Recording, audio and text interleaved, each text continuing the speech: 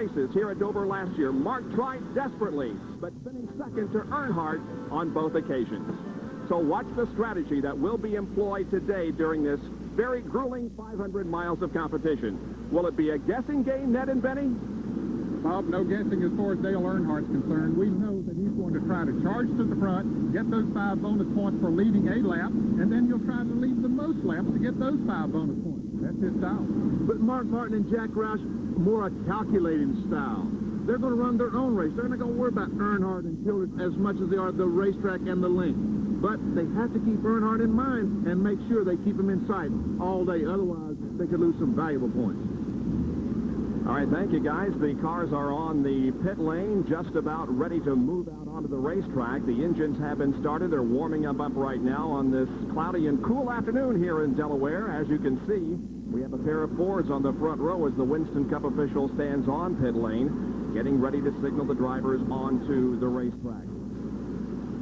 Clouds overhead, and as a matter of fact, the forecast is for the possibility of some rain showers by late this afternoon. We hope that they'll stay away so we can get the entire 500 miles in the Peak 500. The field begins to move away now on pit road, and let's now take a look at the starting lineup, the Sears Die-Hard starting lineup for today's Peak 500. The pole sitter from Dawsonville, Georgia is Bill Elliott in the number 9 Coors Ford, qualifying at 144.928. Jeff Bodine in another Ford is alongside in the front row. He's from Chemung, New York, the number 11 Budweiser Ford. Second row is Dale Earnhardt from Kannapolis, North Carolina, the GM Goodrich Chevy car number 3, and Ernie Irvan from Modesto, California, outside of the second row in the Kodak Film Chevy car number 4. Starting in fifth position is Alan Kowicki from Greenfield, Wisconsin, the number 7 Xerox Antifreeze Ford, and then the points leader, Mark Martin from Batesville, Arkansas, in the Folgers Ford car number 6. Starting in the fourth row is Davey Allison from Hueytown, Alabama, in the Texaco Haviland Ford, car number 28, and Harry Gant from Taylorsville, North Carolina, in his 350th NASCAR start. The fifth row is Rusty Wallace from St. Louis, Missouri, in the number 27 Miller Pontiac, and then Brett Bodine in the Quaker State Buick car number 26. The seventh row, Dale Jarrett and Sitco Ford. He's from Conover, North Carolina, the 21 car, and Dick Trickle, the pole sitter of the race here in the spring, car number 66. In the seventh row is Morgan Shepherd, car number 15, and Dave Marcus in number 71. And then the Petties in the eighth row, 42 Kyle Petty on the inside, and Richard Petty, number 43, on the outside.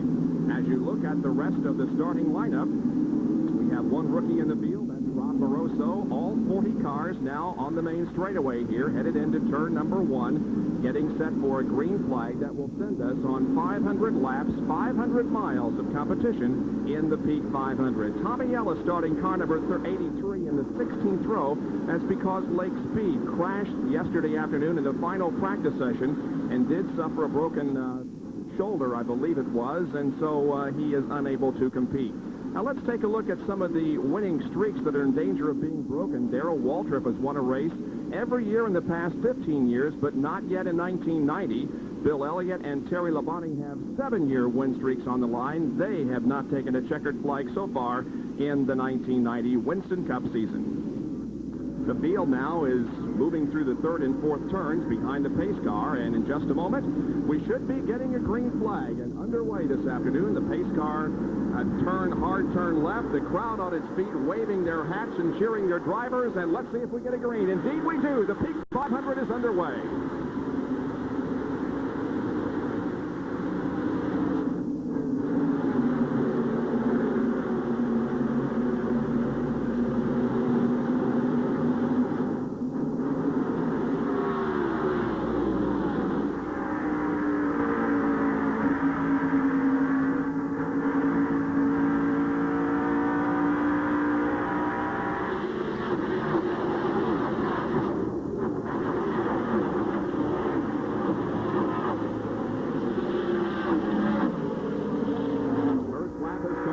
Bill Elliott. This shot from one of our 2 Peak in-car cameras being carried by Ernie Irvan, who at the moment is running in third position behind Dale Earnhardt and the leader, Bill Elliott. Here's the completion of lap number 2 behind Ernie Irvan. It's Jeff Bodine, then Alan Kowicki, Mark Martin, Harry Gant, and Brett Bodine. Earnhardt sure didn't waste any time getting by Jeff Bodine up behind Bill Elliott to get those 5 bonus points for leading the race. And there's one driver that started up towards the front. Davey Allison has been dropping back a little bit. He's still out there running, but he's down on the inside running a little bit slower than normal. He seems to be up to speed now. Here's action back in the pack. Darrell Waltrip in car number 17, his second race back from injuries. That's Hutch Strickland beneath him in car number 12 as Waltrip falls in behind the number 8 car of Bobby Hillen and now goes to the high side in turn number 2.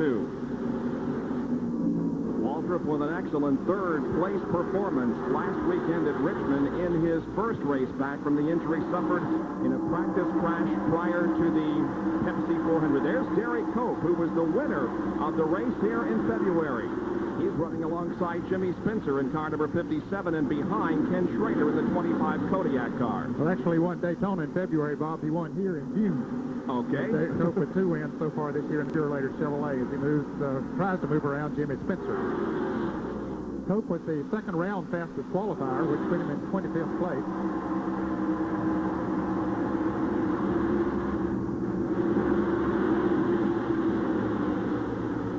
Spencer and Cope battling for position. Spencer able to hold Derek off for the moment. There's the leader, Bill Elliott, and the advantage that he has over Dale Earnhardt here in the early going, and Ernie Irvin. Pretty significant advantage, as a matter of fact. And look, we see the smoke coming off the 3 car already. Harry Gant in the number 33 car running alongside Rusty Wallace, and Dale Jarrett also right there in car 21. We had 7 Fords starting the event here, and all of them qualified in the top 13. We're accustomed to seeing Barry Dodson, the crew chief on that 27 car. Today, the crew chief duties are being held by Jimmy Makar. Barry Dodson not here this week with the team. He has resigned from that position as crew chief on the car in order to devote more time to a new team that will be forming next year with Mickey Gibbs as the driver. Well, Harry Gant finally got around Rusty Wallace. Here's Davey Allison. He had dropped back a little bit, now moving on the inside of Dale Jarrett. And Jerry Punch, do you have a report on what happened to Davey on the start of the race? Indeed, Ed. What happened, they put a vent inside the left side of the driver's door this morning to get him some air. When he took the green flag, that vent sucked up some dust and debris inside the car. The debris got up on his goggles, and he couldn't see for about a lap and a half. He had to pull his goggles off and clean them. Now he's got them clean, so he's back to racing. Well, he started in 7th position. He now is running in 12th position. Second problem for Davey Allison in 3 races right at the beginning of the event. Remember, in Darlington, he came in on the pace lap to secure the steering wheel with the pin. And now a problem here at the early going for Davey, but he's up to speed right now, right behind Dale Jarrett in the Citgo car. Rusty Wallace looking inside of Harry Gant. That's Rusty in the black 27, Harry Gant in the green and white 33. And Bob, these cars are going down the back straightaway at this point about 150, accelerated up to a maximum of 160 miles an hour there as you drive off in the corner. And the pole sitter averaged 144.9. That was about a half second off the one-lap track record held by Mark Martin. Now Harry Gant and Rusty Wallace continuing that battle for position. Fellas, it looks like Harry Gant is trying to work himself a groove up in the second groove. He likes to run high on this racetrack, almost any racetrack, and he is already up there in the second groove. The lower groove is working for Rusty Wallace right now, but he's not able to move around yet. In 8th position, Rusty Wallace is 9th, Davey is 10th, Dale is 11th. Oh, Harry really got a good shot that time in that high groove mid and pulled ahead of Rusty Wallace. Yes, he can keep your RPMs up in that upper groove. That can really work for you. There's Bill Elliott continuing to lead over Dale Earnhardt and Ernie Irvin. We're in the very early laps of the Peak 500 live on this Sunday afternoon from Dover Downs International Speedway. We have completed 13 of the 500 laps that will make up the Peak 3's 500 here at Dover with Elliott, Earnhardt, Irvin, Bodine, and Kowicki, the top 5. Our Speed World coverage of the Peak 500 being brought to you by Peak Antifreeze and Summer Coolant. By Goodyear Eagle Radials, the best-selling performance radials in the world. And by Buick, the new symbol for quality in America. There's the leader, Bill Elliott, with a pretty good advantage. advantage on the number 3 car of Dale Earnhardt and Ernie Irvan. The number 27 car of Rusty Wallace beginning to drop back just a little. He nearly lost it a lap or so ago, drifting high up in turn number 2. This is Kyle Petty's in-car camera. Look at Dave Marcus having a great run out there in the big Apple Market Chevrolet. As Kyle tries to move on the outside off Marcus. Marcus gives him running room out there. They come awfully close coming off of turn 4. But Rusty did almost lose it in turn 2, and that's how Davey Allison and Dale Jarrett went around him, and Dave Marcus passed him as well. Now Rusty trying to work his way back up through the pack, but it doesn't look like the Miller Pontiac is handling as good as he would like for it to. Looking back on Marcus from Kyle Petty's Peak Antifreeze in-car camera. You see Ricky Rudd on the inside. Ooh, Rudd squeezes in between Rusty and Sterling Marlin in the blue number 94. Ricky Rudd in the car number 5 started in 20th position, now running 14th, so he's moving towards the front. Rudd trying to hold off the challenge of Marlin, the 66 car of Dick Trickle right there. Also Michael Waltrip, the yellow 30 behind Dick Trickle. Boy, Rusty Wallace and Dave Marcus running very close together down the straightaway and into the first turn. Ooh, Rusty loses the back end, does a little sachet off the second corner. I believe his car at the back end's loose on it, Denny. Looks that way. And certainly being down on the inside, and the other cars around you, that doesn't help the situation any. Let's go to Jerry Punch for a report on Rusty Wallace's what appear to be early problems. Well, I think Ned was exactly right, Ned. The back end is very, very loose on that Miller Pontiac. Rusty having a hard time keeping the back end underneath it. He's got to be very careful in the turns. In fact, he got together with Davey Allison, according to Rusty on the radio a little bit ago, so he started to tiptoe for a while. And Sterling Marlin now makes a move and moves around. We'll get side by side with Rusty. He'll make a move. He's got to go around Rusty Wallace. He's got to bring the car down in turns 1 and 2. Marlin tries to get the bends on the inside, so his car is very, very loose. Rusty Wallace and Sterling Marlin nose to tail. Ricky Rudd and the 71 of Dave Marcus now in a battle for position. Alpha Waltrip and the Country Time Lemonade Pontiac number 30 coming into that picture now. And right behind him is Dick Trickle, and I think Terry Labonte behind him, yes. Now, Trickle has backpedaled just a little bit. He started in the 12th position, but he has moved back just a little bit. It looks like he's got the Cale Yarborough Tough Arctic car on the go now.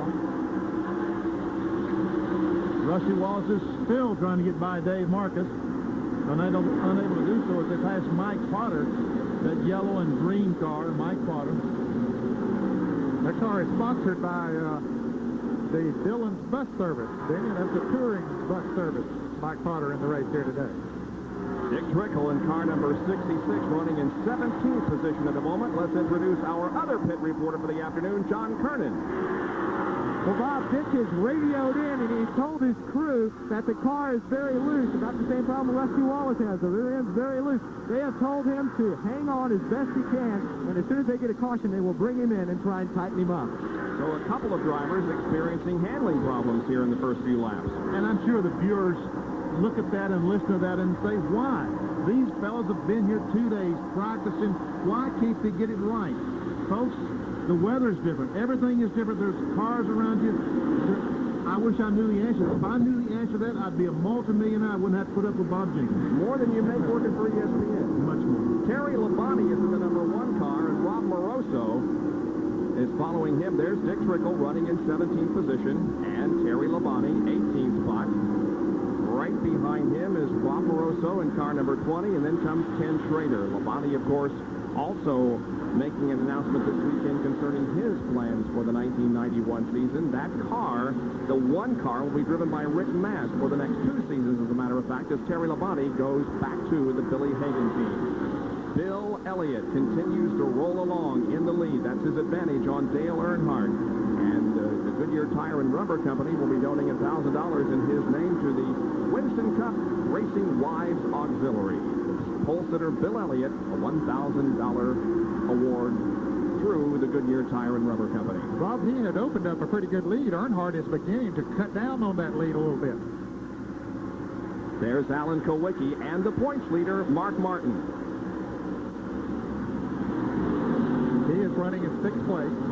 Alan Kulwicki is 5th, and Mark Martin is 6th, matching the number on the side of the car. All Fords and Chevrolets in the first 6 spots. A Ford, 2 Chevrolets, and then 3 Fords. Well, there's no indication right now that Mark Martin is trying to run down the leaders, Benny. He's running that calculated race that you spoke of at the top of the show. But he certainly would like to get up there and lead so that he can register those 5 bonus points. He will if he can easily. He'll go up and get those 5 bonus points. Otherwise, he'll wait till the 400-mile or 450-mile mark before he does anything that's irrational or uncalculated. Elliott, Earnhardt, and Irvin, the top 3. Let's take a look at the top 20 as they stand right now at the completion of 30 laps here in the Peak Antifreeze 500. Stay with us for more exciting action from Dover Downs International Speedway in Delaware.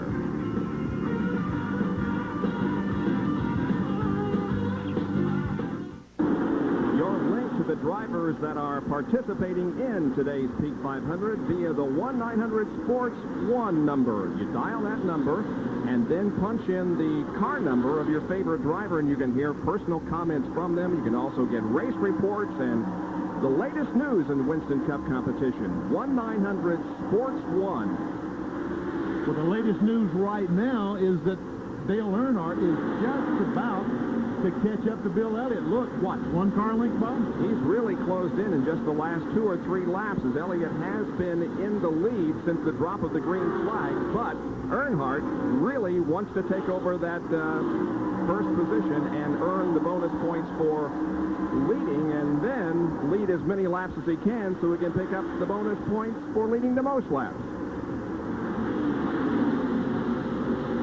Tommy Ellis is driving that yellow number 83 again, originally assigned to Lake Speed, who crashed yesterday in practice. And Lake did break his shoulder blade, but I understand that he's in good spirits and okay. This is kind of an interesting statistic here. The bonus points, that is points for leading and leading the most laps. Earnhardt has accumulated 125, and Mark Martin only 65 of those bonus points.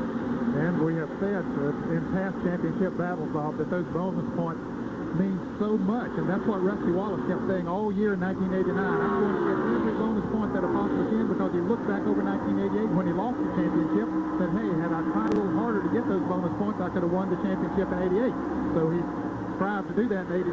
He won the crown, and Earnhardt knows very well how important those points are. So he's trying to get as many of them as he possibly can, and has certainly done a good job this year.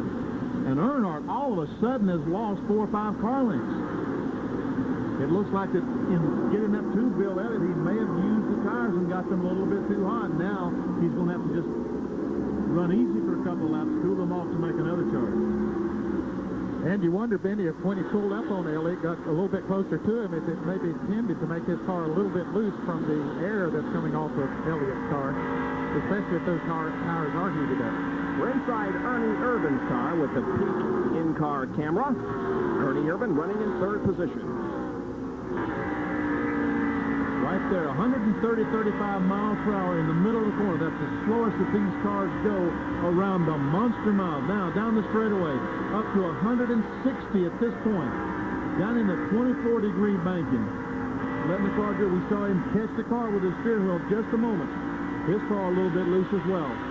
You can see up in front of the leaders there, there's heavy traffic that Bill Elliott is coming into. Dale Earnhardt right behind him. They have some very heavy traffic to maneuver through. Oh, looky here. And you know that Earnhardt is just waiting for an opportunity to drive by that Coors Ford. Look at him smoke the tires trying to get under Bill Elliott. Now, Elliott goes by Jeff Purvis. Jeff Purvis. That's Neil Bonnett's car. Plasticoat sponsored cars. Making its debut in Winston Cup competition. The team is Jeff's 2nd race in Winston Cup competition. About to catch up to Greg Sachs in the 18 car. And Richard Petty. And right in front of it is Derek Cope, the winner of the race in June. So Bill Elliott and Dale Earnhardt sit in a blistering pace early on. See how Elliott handles Greg Sachs and the others ahead. Well, he's going to try to go under him. It looks like as he comes off of the turn. And Earnhardt's going to try to go on the outside of Bill Elliott, following the Greg Sachs car up high. He hopes now that Greg will pull down low, and he's going to run Elliott in behind Jimmy Horton there, it looks like. Earnhardt will get the lead. And that's how it's done in traffic.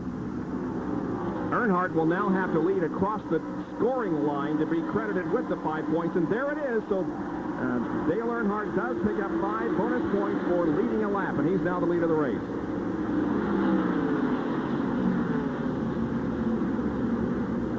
So the 16-point, here comes Elliott, or rather, Elliott back. The 16-point lead is now reduced by 5 to 11. Thank you. I knew you couldn't figure it out. And Ernie Irvin is closing it up while they were dashing trying to get around Greg Sachs. Ernie Irvin's pulled up. Now, if he can get around Sachs, he'll be right on Elliott's bumper.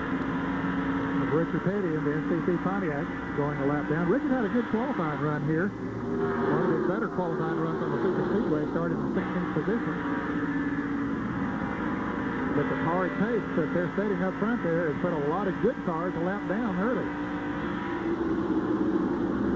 Jeff Bodine is running in 4th position in car number 11 as he puts a lap on Jeff Purvis.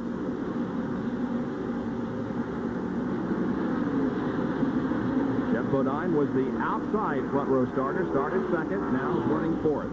Missed the pole position by 1/100th of a second.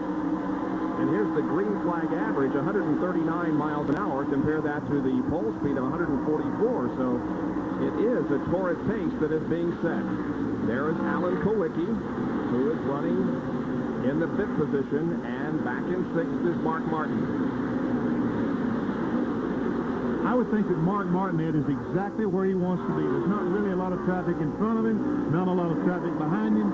He just has to run for 200 or 300 miles now. Yeah, he's in a good safe position there, running along where he is. He knows that he doesn't have quite enough speed now, even if he pushes the car to the limit, to get up there and take the lead and get those 5 bonus points. So there's no point in taking any chances, and hopes that that'll come a little bit later. Next in the scoring serial in 7th position is Brett Bodine in the Quaker State Buick car number 26. And we have an in-car camera with Brett. That's Jimmy Horton, directly in front of Brett Bodine, and they're behind him. There again, Dale Jarrett on the inside. And Davey Allison right behind Dale Jarrett. Those 3 cars, Brett had pulled away from them for a little while, but they now have run him down. So we could have a battle for the 7th position here before long. Brett Bodine running 7th, Dan 8th, Jarrett 9th, Davey Allison in 10th place. And Kyle Petty is right where we saw Kyle right at the top of the screen in the 11th spot. There's a shot from Kyle's car, looking at Davey Allison directly in front of him, the 10th place car. And he is gaining on that group of cars, Benny. He was pretty far back when he got out of some traffic, so Kyle is on the move. Well, I stopped by the truck today, and Felix and the crew seemed to think that Kyle was going to run good today. Got to get a sandwich, you know. Of course. Never miss a meal, right? Never. Bill Elliott now runs 2nd to Dale Earnhardt, who's the leader of the Peak 500 from Dover Downs. We'll be right back. Back on top of the Peak 500 here at Dover Downs International Speedway is Bill Elliott, as he has charged past Dale Earnhardt to retake the lead, and Elliott has a very strong race car today. Let's take a look at how he passed Bill Elliott and retook the advantage. Bill Elliott passed Dale Earnhardt. Right. Yeah, that's what you said. That's what I said. Well, he just got down on the inside. His tourist Ford working well down in the low groove. Earnhardt drifted up just a little bit, and Elliott just dove hard into the turn. Earnhardt tried to come back on the outside. That was turn 3 that he made the pass, but couldn't quite do it. So Bill Elliott backed up front. Bob, I think you made a very correct statement. I think Bill Elliott does have a good race car today, and we saw a graphic early on. He's won a race for the past 7 years, but so far in 1990 hasn't won a race. And this is as good a chance as I've seen him have in the past 2 or 3 months. Yeah, excepting at Michigan in June when he was leading with just less than 10 laps to go or somewhere near the end of the race. Blew an engine, but he certainly is looking good. He likes this racetrack. Of course, he's a past winner here. Yeah, as a matter of fact, he has won 3 times on this racetrack, twice in the June race and once in the Peak 500 back in 1988. And there is Irvin, who continues to run third. And he's not letting Earnhardt and Bill Elliott get too far ahead. He's keeping him in sight.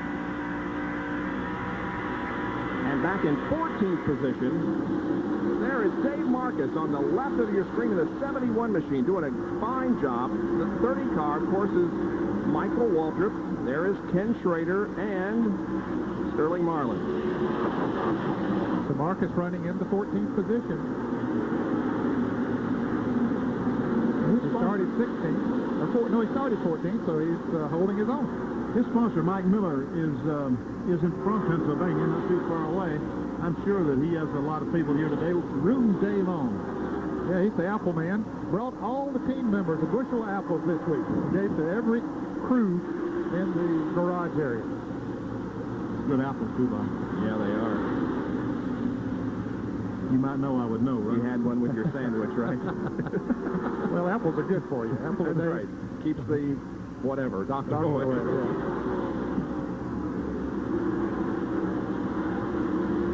Michael Waltrip trying to high groove there for a little bit.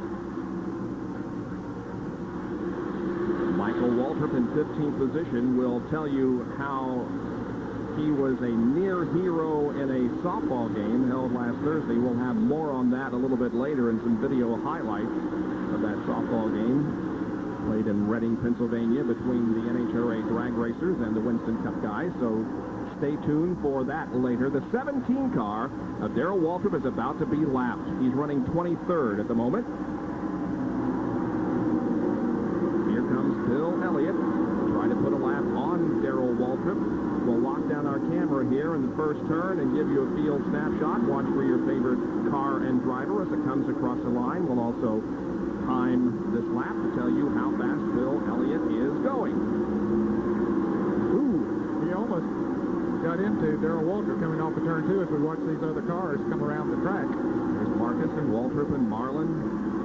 And now, look at this. Earnhardt charges back again on the low groove using slower traffic. Darrell Waltrip to his advantage as they cross the starting line. They're dead even at a 27.1-second lap for the leader. And by golly, Earnhardt now has the lead. And look at Ernie Irvan on the low side of Elliott.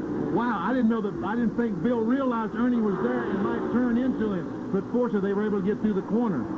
Now that lap was much slower, fellas, than what they were running, and it was slow because Bill Elliott tapped Darrell Waltrip coming off of turn 2 and had to back off. That allowed Dale Earnhardt to move up on the inside. We'll show you that. Here is Elliott going in to put a lap on him. And see, Darrell moves up on the outside of another car to put a lap on him, and Bill just runs up there a little quicker. And see, he put a little tap on him, and Bill had to back off. And see Earnhardt coming up there in a hurry. He didn't have to back off, so he just kept his foot to the floor and ran on the inside of Elliott and made the pass. The white 09 car that they went around was Gary Huffman from Atlanta, Georgia, who began this race from 40th position. In his first Winston Cup race ever. So it's now Earnhardt back on top. Bill Elliott running in second position as we ride with the third place driver of Ernie Irvan in the Peak Performance Race Cam. 65 laps are in the books. No caution so far. It's been all green in the Peak Antifreeze 500.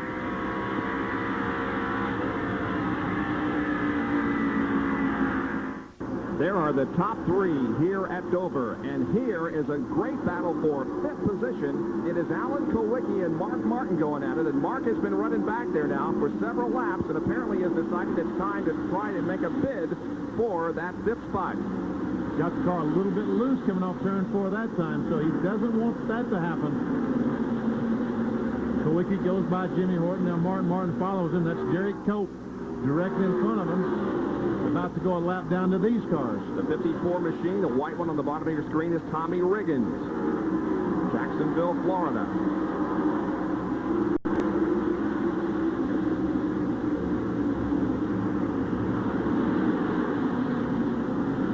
Now Kowicki will look to the inside of Derek Cope coming off the second turn.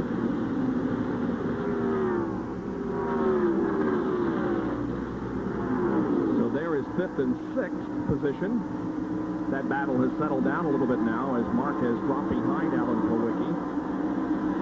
And we'll show you how much racetrack there is between that position and the first three. And there they are, at least the first two, Earnhardt and Bill Elliott, with Ernie Irvin not too far behind. There in third position, the yellow car. So it's about a half a racetrack that separates first from sixth position in the average speed so far under all green racing, 138.4. And I would say that Jack Roush is probably telling there's Kyle Petty. Ooh, they're trying to go three abreast around Greg Sachs. There's Ricky Rudd going by Harry Gant and just drives by Harry. Yeah, Harry has lost several positions in the last 4 or 5 laps. He was running in the 8th position. Dale Jarrett went around him. Rusty Wallace went around him. Now Kyle Petty and Ricky Rudd. But I would say that Jack Roush is probably on the radio telling Mark Martin, speed up just a little bit, because we're falling a little bit further back than we want to. If they would, say, have a bad pit stop and move 3 or 4 seconds, they could be lapped before 150 laps. They don't want that to happen. And now passing Greg Sachs.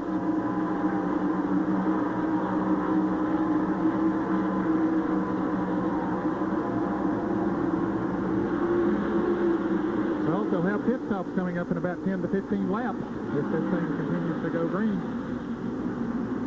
A couple of cars have dropped out and gone behind the wall. J.D. McDuffie, car 70, and Jerry Huffman in the 09 car. We saw some smoke coming from that car. And it has now gone behind the wall. There's the 5 car, Ricky Rudd. And ahead is Kyle Petty, car number 42. Looking back now on Ricky. And conversation between Kyle and Gary Nelson as crew chief. Rusty Wallace and Dale Jarrett are side by side. This is for 8th position.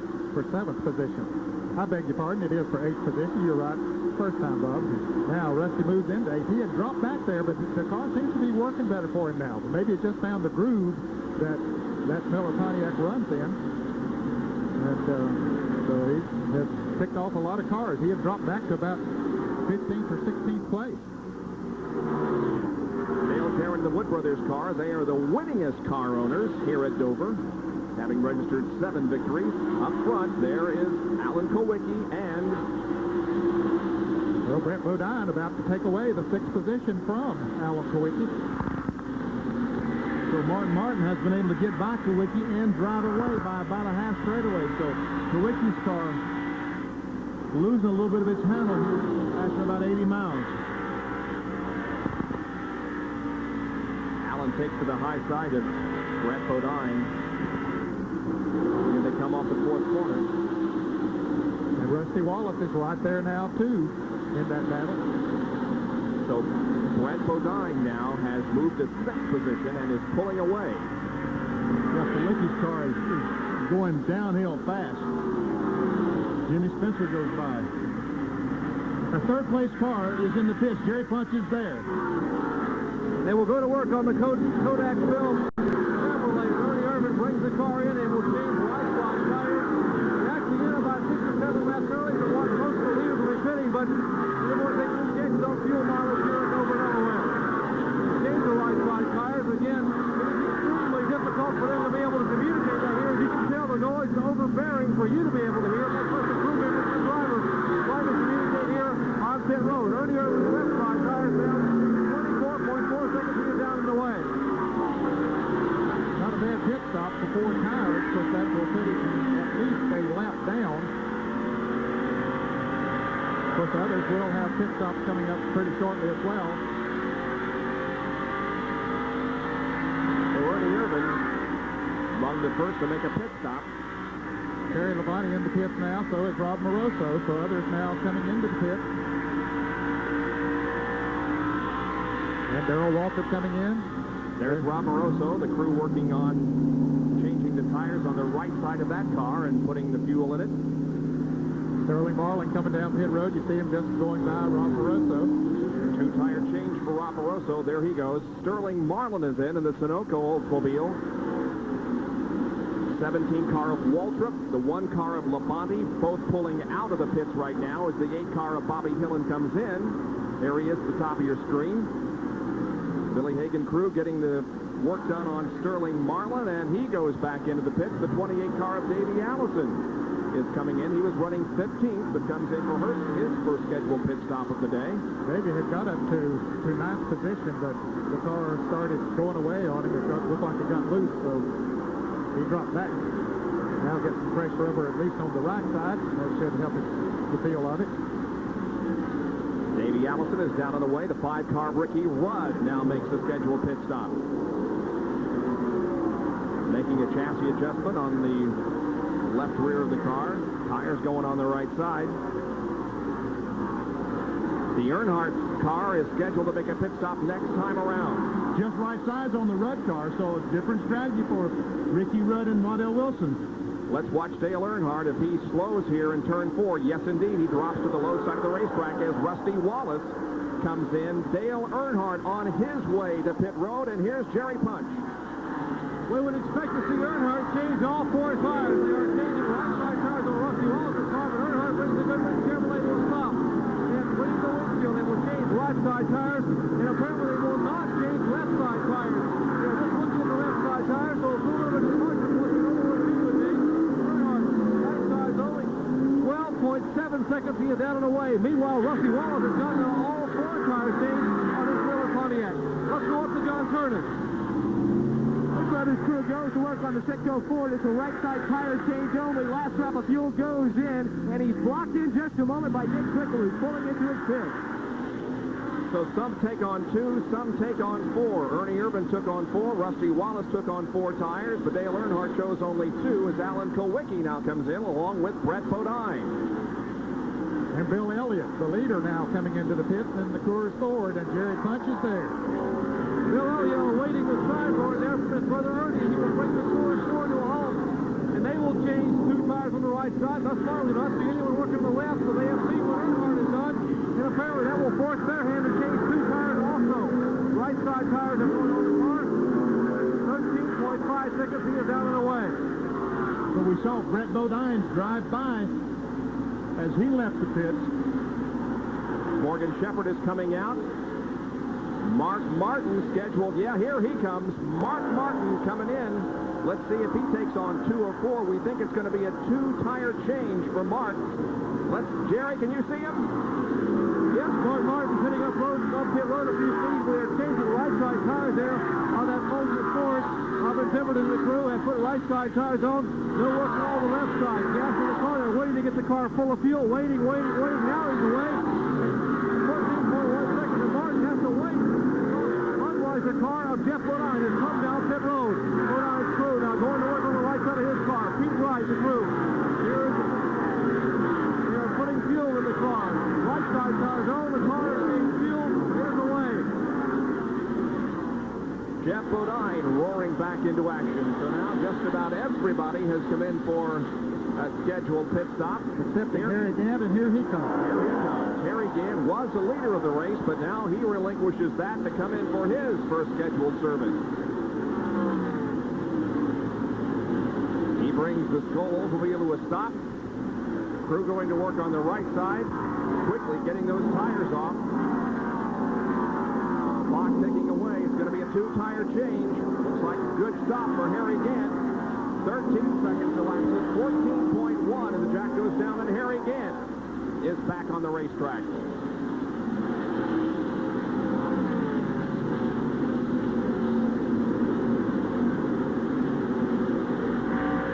We believe the leader to be Dale Earnhardt, car number 3. Earnhardt is the leader. He was the leader before they started these pit stops, and he made a very good pit stop. So he's back out front again. There he is, Dale Earnhardt, now at the 92 lap mark with the first scheduled pit stop having taken place. Earnhardt is your leader.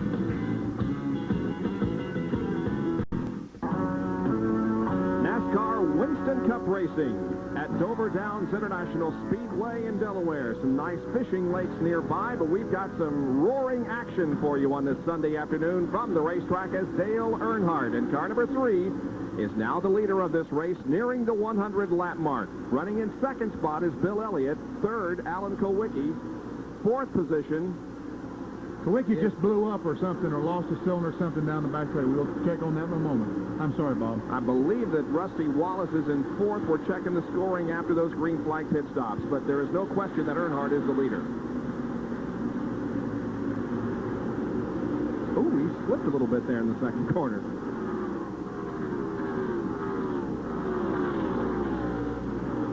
Now there's Brett Bodine right behind Dale Earnhardt, and we presume that Brett is a lap down. I believe he is. I believe that they probably changed 4 tires on that Quaker State Buick, and that's one reason he's able to run Earnhardt down. He is gaining on Dale Earnhardt. Earnhardt had a fast 2 tire change. And Brett Bodine had a fast 4 tire change, but it did go a lap down.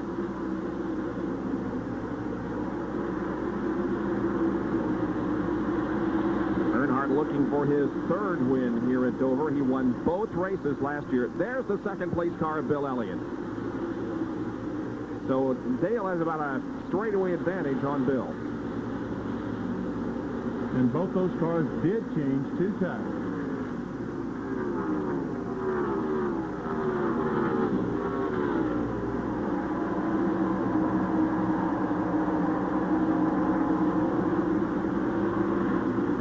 Now completing 101 laps.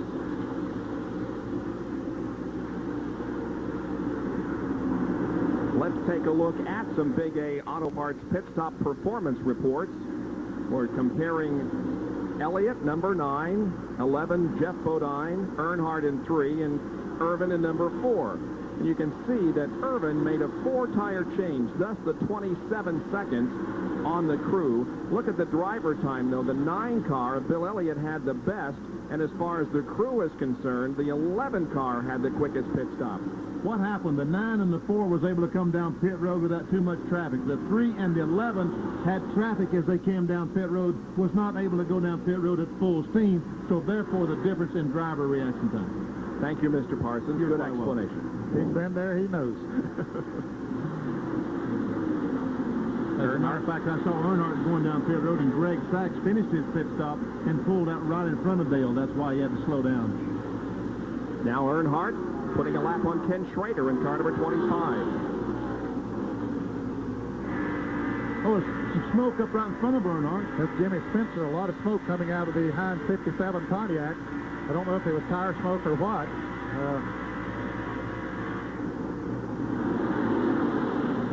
Boy, that scares a driver to death when you look up and see smoke.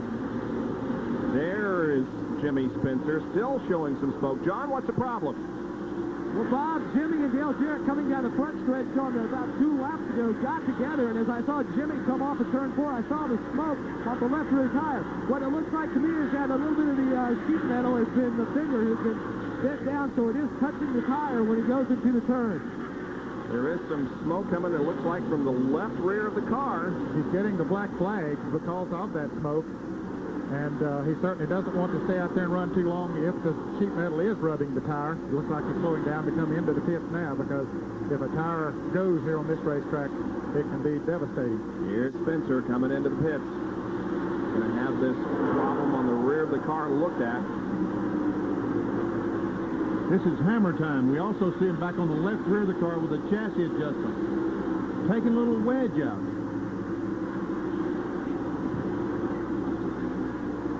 There is Earnhardt. Man, that car is flying, isn't it? Here he passes Michael Waltrip. You mentioned, Benny, that the 7 car of Alan Kulwicki began to slow down. Jerry, what's the story with that situation? Well, Kulwicki has lost at least 1 cylinder in the ZRX Ford, and apparently the car is getting worse. The car really sputtering now as he came by us the last couple of laps. Paul Andrews Andrews and the crew really are helpless here. They just can't figure out the kind of luck they have here at Dover, Delaware. The car running so well early on, but now they are down on 7 cylinders. And the 7th thing that could be closer to 6 the next few laps. Alan Kowicki in his 11th start here at Dover finished 14th in the race in early June. He's struggling right now with this engine that isn't quite up to song. It is Dale Earnhardt of the GM Goodwrench Chevrolet that leads this event at the end of 108 laps here at Dover Downs International Speedway in Delaware. Winston Cup replays are brought to you by Purolator, the world's largest filter company. Going into last year's Peak 500 at Dover, Rusty Wallace was only 63 points behind Dale Earnhardt. Alan Kowicki started on the pole. He and Earnhardt battle here for second position behind the leader, Dick Trickle. Mark Martin was making a move toward the front of the field, here passing Rusty Wallace, while Rusty lost ground due to a stop-and-go penalty for jumping a restart. With less than 50 laps to go, Neil Bonnet slammed the front stretch wall. Also involved, Rob Barroso, Dick Trickle, and Darrell Waltrip. NASCAR starter Harold Kinder showed the field a red flag while the rescue team removed Neil with a broken sternum, forcing him to miss the next 3 races. When the event resumed, Martin gave it all to pass Earnhardt. But Dale held on for a clean sweep of both races at Dover in the 1989 season. And he extended his points lead to 102 over Wallace. And those 2 races that Dale won last year here at Dover, so far his only wins, but right now he is leading the 1990 version of the Peak Antifreeze 500. We'll take another break and be right back.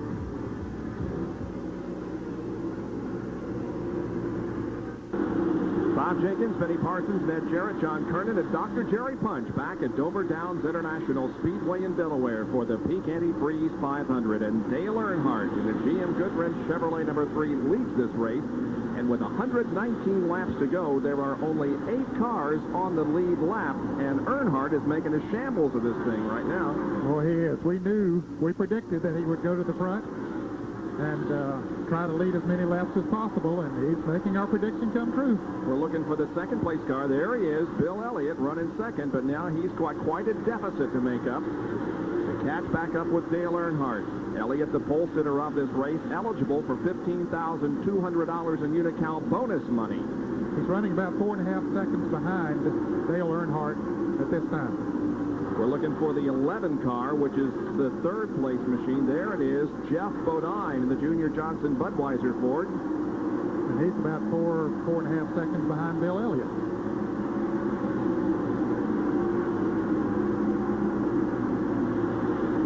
Jeff Bodine running in 3rd. In 4th position is the number 4 car, the yellow machine, driven by Ernie Irvan. And remember, when we watched his pit stop, he was the only car to change 4 tires on his pit stop, so that might play to his advantage later on. Yeah, if they go green until the next pit stop, then he would probably only need to take on right side tires, and everybody else would need to take on 4. Ernie carrying one of our peak performance race cans. That's Jeff Purvis in the 51 car. Neil Bonnet, the owner of this machine. Looking for 4 races in 1990 and more in 1991. Purvis, of course, a dirt track specialist, but making his way into Winston Cup competition now. He might need some of that experience later on here at Dover. Yeah, because they do a little slipping and sliding here. Some already are. Ernie Irvan runs in 4th position. Back in 5th is the number 6 car of Mark Martin, the current points leader in Winston Cup. There he goes. Yeah, he's no more than a quarter of a lap in front of Dale Earnhardt. Earnhardt's about 3/4 of a lap ahead of Mark Martin. And that's something that the Jack Roush team does not want to do, is get a lap down. Well, you can say that again. Back to the 42 car of Kyle Petty. That's the 6th place machine. He passes Jimmy Means in the Alka-Seltzer Pontiac on the outside, heading into turn 1. You can see Mark Martin up in front of him, and there's Ricky Rudd, then right behind the Kyle Petty. If we look out the windshield of the Kyle Petty car, there's Rudd in the yellow and white car. He is running in the 7th position. So Earnhardt is not too far behind those cars to put a lap on. And there again, the last car where we just saw him for a moment. Yep, there he is. There he is behind Jimmy Means, the Skull Bandit Harry Gant, the last car on the lead lap. And as Ned said, he's only about 100 yards in front of Dale Earnhardt, so go Harry. Yeah, just about a good pitching wedge for you, Benny. Take me a 9-iron.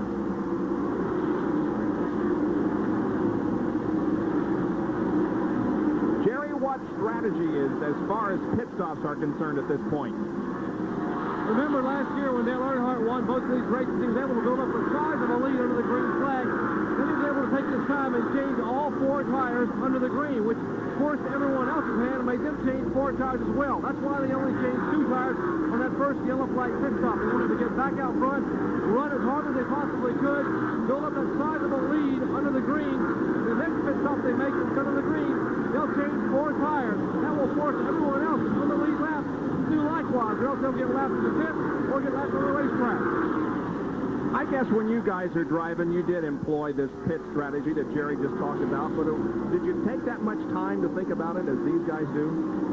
I think they take more time and there's more strategy involved now than there was back then. However, when I was driving race cars, there was a lot of strategy involved. You figured gas mileage. We didn't have to change as many tires when I was driving, Bob, as they do now. In fact, many times we'd run a 500-mile race on, say, Darlington and only change the right side tires maybe twice and the left side tires once because we're running very hard rubber compound. But now they change, well, we see them change at least every 100 miles. The number 21 car, Dale Jarrett, currently being shown in the 9th position. We're looking at the back of the car to see if we can see something that has been reportedly coming out of the car. There's just a little bit of something coming out of the back. I would say the car is overheating. Most of the cars, the radiator overflow, a plastic tube goes all the way the length of the car and comes out the right rear. The reason they don't want to dump that water under the wheels of the race car, they want to dump it on the racetrack and let some other car get in it rather than them get in it. And John Kernan is down with Leonard Wood. What does Leonard say, John? Well, Benny, let's find out. Leonard, what's the problem with the car?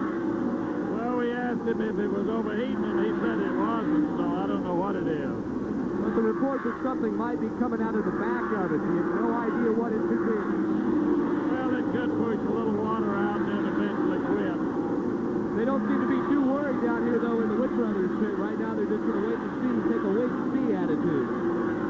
One thing about it, it will quit. It'll either run out of water or it'll stop doing it. When it runs out of water, it'll probably quit. That's right. 132 laps completed, and now we see Harry Gant about to go a lap down. Harry Gant in 8th position. The leader is Dale Earnhardt in the Peak Performance 500 at Dover. Dover Downs in Delaware for the Peak Performance. Oh, and Ernie Irvan has crashed in turn 2. Ernie Irvan into the wall in turn number 2, bringing out our first caution of the afternoon. Got in pretty hard coming off of the second corner. And watch all these guys trying to race Earnhardt back to the line to keep that lap as Ernie Irvan still has a car. And Earnhardt's going to try to get up there and pass Mark Martin and put a lap on him. Kyle Petty is trying to get a lap back. And Ricky Rudd down on the inside trying to stay in the lead lap. And Martin is going to stay in the lead lap. He just made it across the line ahead of Earnhardt. Wow, that could be a championship. Well, there's the live in-car camera being carried by Ernie Irvan. Here is a replay of what happened between turns 1 and 2. Looks like Ernie goes in the corner, gets the car loose going in, and just never able to get it back. The car spins, and he comes up the racetrack and hits it with the left front. And then the rear goes into it, but the front was where he sustained most of the damage. And that'll be damage, Benny, that might, it'll certainly slow him down. I'm sure they'll work on that Kodak film Oldsmobile, or Chevrolet it is now, and try to get him back out there, but he will not be competitive the rest of the day. You know, that right rear tire is, I don't know, we might have to, it looks like it's flat. Yep. We won't speculate that what happened. We'll maybe get a word with him later. Irvan is limping into the pit area right now as the field is under caution for the first time. Of course, the pits are still closed. The pace car has not picked Dale Earnhardt up yet, and so that's why the pits are still closed. It might be a good thing because Ernie Irvin's got a portion of it blocked. I don't think he's going to be able to get down to his pit. It looks like the Derek Cope crew is coming out to help push Ernie Irvin down pit road as the pace car now has picked up the field. Yeah, they're helping him push him down pit road. As soon as he get out of the way of their pits, then they're going to let him go and let somebody else get him out of the way of their pits until he gets down to his pit. Yep, he's going to be in the way of somebody, no question about it. Irvin, there you can see the pit crew standing by waiting for their driver to come in. And there we see Ernie's crew running down to try to get the car. The Sitco crew, the Wood brothers, went down and tried to push him out of their way. Everybody wants to get rid of Ernie, right? Yeah, right. Get out of my way. Well, they did not open pit road. That was a good idea, the NASCAR. They did not open pit road. So it will be open next time because of Ernie Irvin going slowly down pit road. The pits remain closed. Pit road here at Dover as the teams come in, the cars come in and have their crews work on them. Dale Earnhardt has been in and out. There you can see Bill Elliott pulling out of the pits. Here comes Jeff Bodine in the Budweiser car ahead of Michael Waltrip. Rusty Wallace remaining on pit road. Now he gets the tires changed in the car full of fuel and he pulls back out. But a lot of activity here under our first caution of the afternoon caused by a crash over in turn 2 involving Ernie Irvin. And Ernie has pulled the car behind pit wall. They're working on the car, trying to get some of the damage repaired. There we see the 21 car right in the middle of the pit. You see the water right in the middle of the pit there. We're zooming in on it. The water was still steaming out of the rear of that car. So if that's coming out of the radiator, that car can't last long. No, it can't. It's back in, and they're going to raise the hood and try to put some water in. John Kernan, are they going to put water in it? Well, Benny, you can see Leonard Wood is holding it down, pressing it down into the nozzle. He's definitely putting some water back in the radiator. And Dale's just sitting here. It's a good thing to have this caution. This could be a lifesaver for this motor. Now enough water is in. They'll put the hood down. They got to get the pins back in. As you see Eddie Wood and Leonard Wood go to work. Along with another crew, but they get the pins back in the hood. And Dale is away. We are under caution because of this crash involving Ernie Irvin. And here's a replay of it. He's the yellow car coming around the first turn. Goes in the corner, and all of a sudden, the car just goes into a slow spin, comes through the corner. Remember, he was doing about 135 when this started. He's probably down to 80 or 90 miles an hour, but still, that's pretty hard. Now the real-time in-car camera shot from Ernie. Turn 1, down in the corner. Listen.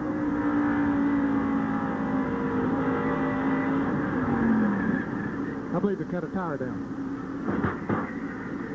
Just as he got back on the accelerator, the rear end got out from under him. Could have been caused by a cut tire in any case. The Kodak Chevrolet is behind the wall. They're trying to fix it and get Ernie back out in competition.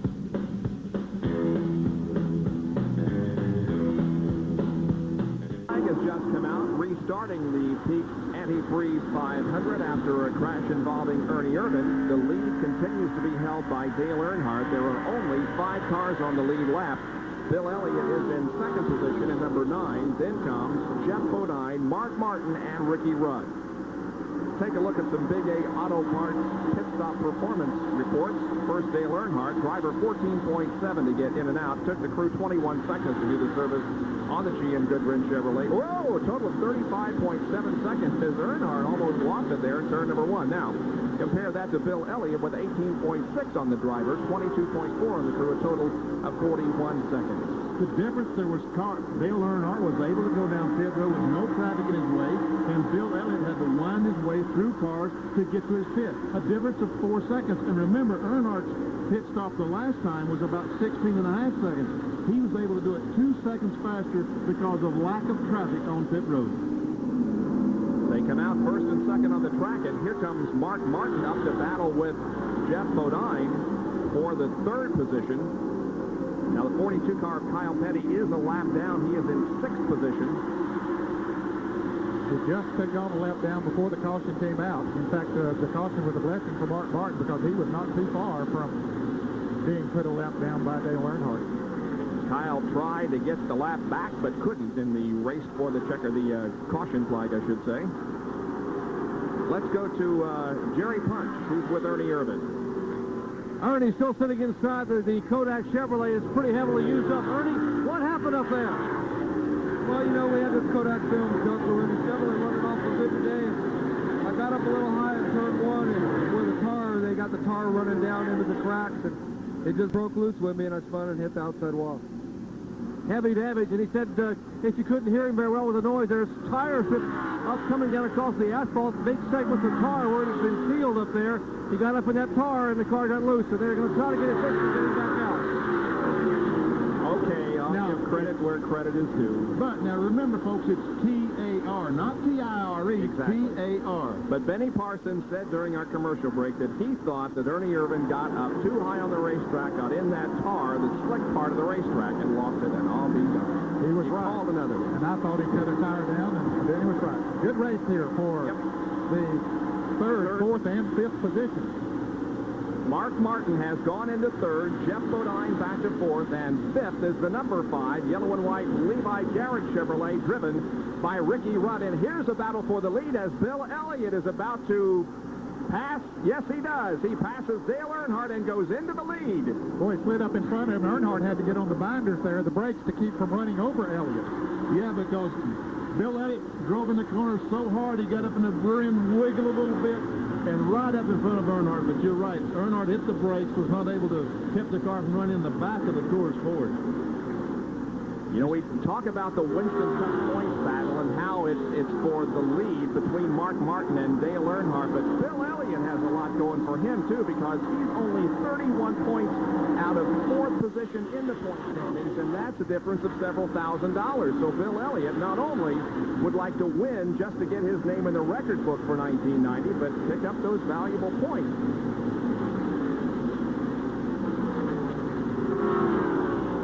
Dale Earnhardt, we saw some smoke coming from the rear end of the race car, apparently tire smoke, and he was in turn 2. That car is not handling the way it was before. Apparently the set of tires he has on it now is mismatched a little bit, and about to be trouble up in turn 4, but they got squared away. But the car is not handling the way it was. He was able to keep it low on the racetrack when he wanted to a little bit earlier when he was in traffic, but now the car is just drifting up in the turn 4.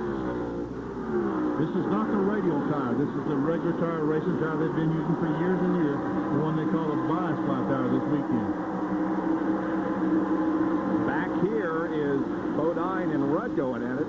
That's for fourth place.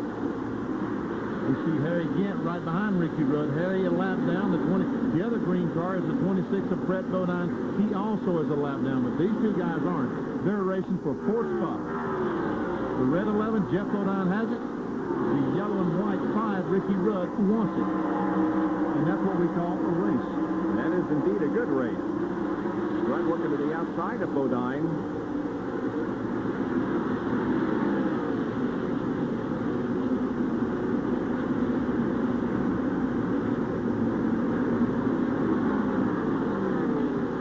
There you can see that there are just 5 cars on the lead lap at 157 laps. If we can get the camera just to follow these cars around one other lap, follow Jeff Bodine and Ricky Rudd. When you go down in turn 1, you'll see looks like spider webs up in the top of the corner. There, Jeff goes down the corner, Ricky Rudd. Now, just above that, we see it looks like spider webs across the top. That's what Ernie Irvin was talking about. That's tar that they put in cracks to try to seal those cracks, and it is extremely slick. Now Harry Gant passes Ricky Rudd.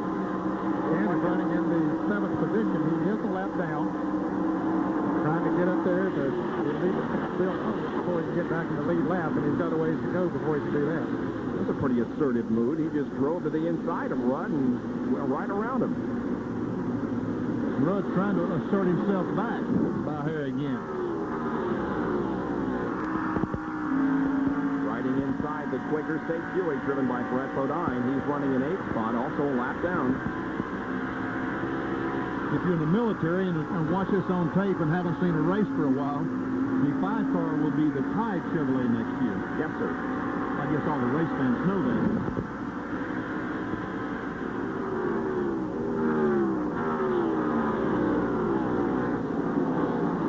Back up front, meanwhile, it is Bill Elliott now showing the way over Dale Earnhardt. Let's get out to Jerry Punch for a report in the Earnhardt pit. I was talking to Richard Jones just a minute ago, and he says that Dale said that when he went into turn 1, the car just slid out from underneath him about once or twice. It was over a couple of laps. That's why Elliott went around him. So Earnhardt is backed off so they can figure out what the problem may be. A couple of drivers, including Earnhardt, reported that possibly the car number 2, that is a car owned by D.K. Ulrich and driven by Jim Sauter, may be losing some grease out of the rear of the car. So NASCAR and other people are watching that car number 2. The rear back of that car is darkened, watching for possibly some oil or grease coming out of that car. But Earnhardt's ready to back off so they get that car dialed back in. All right, he's backed off several car lengths now as there is the interval between first and second, Elliott and Dale Earnhardt. And the car right behind Earnhardt is Kyle Petty, who's in 6th position. We'll be right back after this.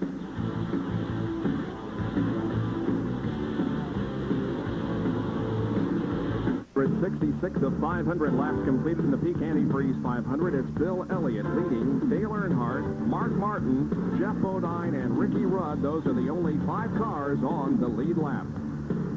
Our Speed World coverage is being brought to you by Quaker State. The Big Q is One Cup Motor Oil.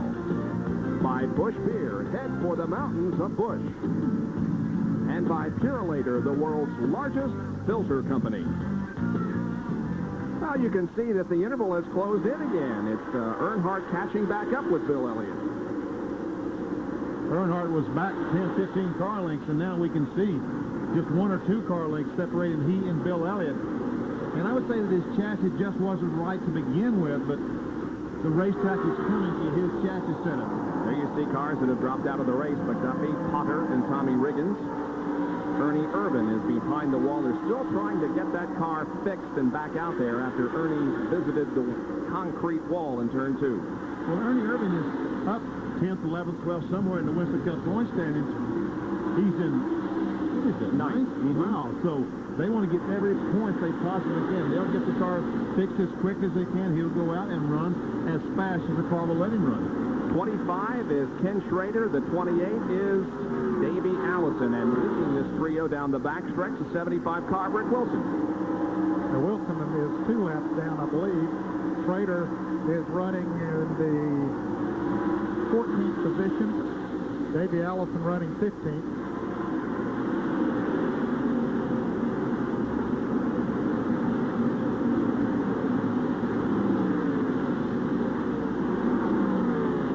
The food line trying to come off the hood of Rick Wilson's car. That's the tape that you see blowing the decal. Yep, there on the right front corner of the car. Tape blowing around. Schrader all over him now, looking to the inside in turn 1, trying to get around Rick Wilson. Pulls alongside of him in the second turn. And Rick now powers him down the backstretch. There's Ken Schrader running in 14th position. Right behind him in 15th is Davey. Looks like a raccoon, a bandit or something. Who does? Davey with his hat pulled down and shaded in his eyes. I'll tell him you said so. Now Davey's going to try Schrader on the outside, but he says, no, maybe that's not the thing to do. He'll get a run and start trying to do on the inside. But that won't work either. As wide as this racetrack is, you would think that there's no problem, just drive around the other car, but the groove or preferred place around the racetrack is just faster than anywhere else.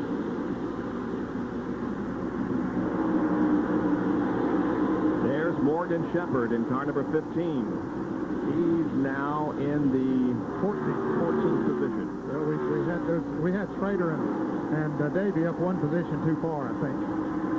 Because they are the next cars behind Morgan Shepherd in the Motorcraft Ford. Going through this race in June, Morgan Shepherd had been in the top 10 every single race. He was 6th here in early June, and then the streak broke. And Jeff Bodine is smoking badly and headed toward the apron of the racetrack. Our 4th place car is in trouble. Jeff Bodine. This terminal, too, looks like a serious engine problem. Yellow is out. Second yellow flag of the day is out.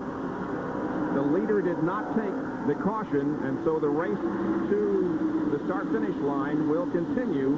Kyle Petty right behind Bill Elliott trying to get in front of him so he can get a complete lap back. But but Elliott knows that, and he races Kyle Petty back to the line and beats him. Now there's Elliott taking the why do I keep saying checkered flag? The caution flag as the pace car comes out. Wishful thinking. There is Bodine, who has pulled behind the wall down toward turn number 1. That's actually even inside the garage area. The NASCAR track crew will come out and check the racing surface for any oil or other moisture that might have been laid down by Geoff Bodine. And meanwhile, the pits will probably open this time, and they'll hit pit road, about 40 of them all at one time. Another busy pit stop segment coming up. Pit road is open now. The green flag waving. You can see that guy just beyond the Unical. There he is. You see him a little closer. Let's go to Jerry Punch, who's in Bill Elliott's pit. Here he comes, Jerry. Well, they'll definitely be able to watch each other pit here as Elliott and Earnhardt both pitting about 15 feet apart. Elliott brings the Coors Ford to a halt, and as we would expect, they would change right side and left side tires. Earnhardt on the bottom of your screen. The Goodrich crew now working on that car, changing right side tires. Likewise, on the upper part of your screen, here comes Tommy Cole with a jack around the left side of the Coors selling Ford. Now Earnhardt's crew working on the left side of their car. It's a race in the pits. The Coors crew now having a little trouble with the left rear tire. They finally have it on. Elliott is down the way. Earnhardt down the way. Elliott will lead Earnhardt and Martin down pit road. Elliott, Earnhardt, and Martin, it seemed, went down off the jack at exactly the same time and charged out of the pits, but they'll come out in that order: Elliott, Earnhardt, and Mark Martin. The yellow remains out here at Dover for the second time this afternoon in the Peach Antifreeze 500. We'll be right back. At Dover because of what appeared to be a blown engine on the number 11 car of Geoff Bodine. A lot of smoke coming from that car, and so the yellow flag was thrown to go out and check the track. Let's go to Jerry for the real reason that put Geoff Bodine out of the race. Well, indeed, Bob, he's a former winner here, but it will not happen today. Jeff, tough break for you in the Budweiser Ford. What happened? Blew up. Yeah, we're running awful good. Finally figured out how to get around this place with the chassis and driving. Just cruising, you know, just had on cruise control, and my cameraman broke down here. I don't know if we're on, but well, just say hi to Kathy. I'm okay. And the engine just blew up. They're cleaning up the mess right here. It put a hole in the oil pan or block, so you know there's just no way we can fix that. We were naturally going to try to fix it, get out there and get as many points as we can, but oil and water's running out, so it's kind of hard to plug those big holes up. But the Budweiser Thunderbird was really cooking. Boy, I felt good to be able to run good here with the front cars. We ran so bad the first time here, but I don't know how many points we're going to lose today. It's going to be a bunch. But we had a pretty good lead on Rusty, who's behind us in the points. We're going to lose a bunch on those first two guys, unfortunately, but there's still a lot of racing left, and you know, we haven't given up. I mean, this can happen to anybody, right? Even those two guys that are leading the points right now. So, still a lot of races. We look forward to Martinsville next week. We won the first race there this year, so maybe we can make up some ground there. I want to congratulate my brother Todd yesterday. Did you see that race, Jerry? Great job, didn't he? I hope everyone saw it because he'd never been here before, and he did a super job. Hopefully that'll get him in a seat of a Busch Grand National car for next season. Hi, everybody. Geoff Bodine having a bad day. We're going back to green. Indeed, we are. The green about to come out as the crowd rises to its feet and cheers the field as it comes down to take the green flag once again. We go to green on lap 182, and Bill Elliott is the leader. Kyle Petty on the inside trying desperately to get that lap back. Now here comes Earnhardt trying to get the lead. Kyle Petty got his job done. Can Earnhardt get his job done? Well, let's see. Into turn 3, Earnhardt and Bill Elliott go side by side. Here they come in the fourth turn. Now, Kyle Petty hopes they'll race side by side for a few laps and then hope a caution comes out. He now is in the lead lap, and it makes 5 cars in the lead lap once again. And there is Mark Martin right behind Dale Earnhardt. And Bill Elliott pulls ahead of Dale Earnhardt. Not many times you see people pass Dale Earnhardt, but Elliott did. Well, in Steve Fun. Now, here comes Elliott to put Kyle a lap down again.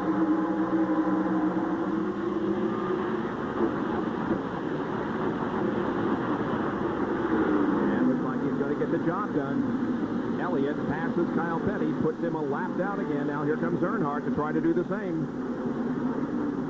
And Martin sees a 6-car right behind Dale Earnhardt. Boy, does he sit in the catbird seat now. Well, you know, Benny, you said at the top of the show, he's got to keep him in sight. Well, he's got him in sight now. He lost sight for a long time there. He was about to see him in his rearview mirror before that caution came out. But now he's reprieved once again, and right there. Jeff Bodine was talking about his position in the point standings. He came in third position with just 168 ahead of Rusty Wallace. Now, he'll stay in third in the points, Bob. He was far enough ahead of Rusty Wallace. He's probably going to finish in 36, depending on what Ernie Irvin does. If he gets back out and maybe runs enough laps to get ahead of Bodine, but he should stay in third. Maybe you fans think that we talk about the points too much, but you see when Jeff Bodine crawled out of his car, his first thought was the points. Yep. $1 million to the champion. Second place gets $330,000. Third place $225,000. Fourth $160,000. Fifth $125,000, and it goes down through 20th position for $22,000. So there's a lot of money at stake in the battle for the Winston Cup. Well, last Thursday night, there was a special moment here in the eastern portion of the United States, up in Reading, Pennsylvania, where the NHRA drag racers are performing this weekend. It's not too far away from here, a nice couple or 3 hours drive. It was all for the benefit of Darrell Gwynn, who was paralyzed in that crash last Easter Sunday in England. All the benefits to him, and Darrell was there to throw out the first pitch to his father, Jerry. And then it was time for softball action. Dan Pastorini lost one for the drag racers. And then, now watch this catch. Cope, Irvin, can't do it. Brett Bodine, an outstanding catch from third base. And then, in the late innings, it was Michael Waltrip losing one over the left field fence in front of 15,000 people. A grand slam that gave the Winston Cup Stars the lead going into the bottom of the ninth inning. But in the bottom of the ninth inning, the NHRA guys came up, and they wanted this win badly. As Michael Waltrip came around to get the congratulations of his... Looked like a real baseball game, didn't it? And there is the winning hit right there from Kenny Koretsky. He knocked in Kenny Bernstein for the win by the NHRA guys. Now, this plane carrying the banner has been circling Dover Downs International Speedway all day. And look what it says. It's the final score in the game, which was NHRA 21, NASCAR 20. There you can see the line score. NASCAR 20 runs, 24 hits, and 4 errors. They out-hit the NHRA guys and had fewer errors. There you can see Ken Koretsky was got the game-winning RBI, but the most valuable player in the game was Brett Bodine. And here's one of the reasons why Brett was chosen as the MVP. Watch this pop up again. Now, this is Derek Cope, the catcher. Ernie Irvin is the pitcher. They all three go after the ball. Cope and Irvin collide onto the ball. Boom! It pops out of Cope Smith, and Brett Bodine dives and catches the ball. Fast reaction and a great catch by Brett Bodine. And, Bob, they have raised over $180,000 so far, and that was announced in the drivers' meeting this morning. And 24 Winston Cup drivers went over to participate in that game, and they're still counting. Money's still coming in. So it was a great night for the sport of auto racing and, of course, for Darrell Gwynn. You know, and you said a special night, Bob. It was magic. It was absolutely one of the finest things I have ever seen in my life. The crowd amounted to about 15,000 people in a 7,800-seat stadium. It was wonderful for Darrell Gwynn. Okay, we'll be back to bring you up to date on what's happening here at Dover Downs International Speedway in just a moment as Phil Elliott continues to lead Dale Earnhardt.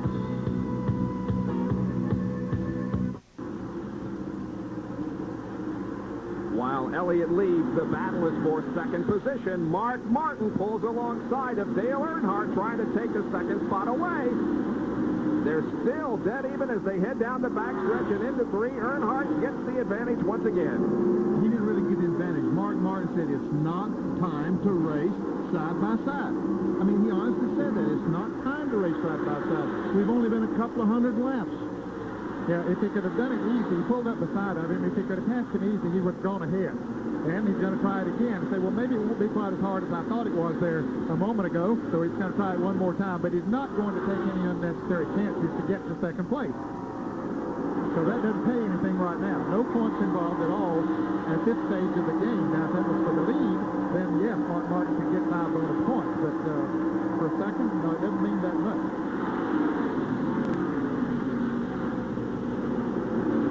Still a bit of smoke coming off the tires on Mark Martin's car, so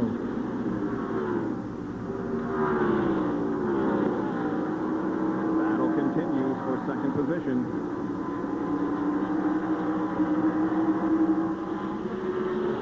Here's the leader, Elliott, and second and third.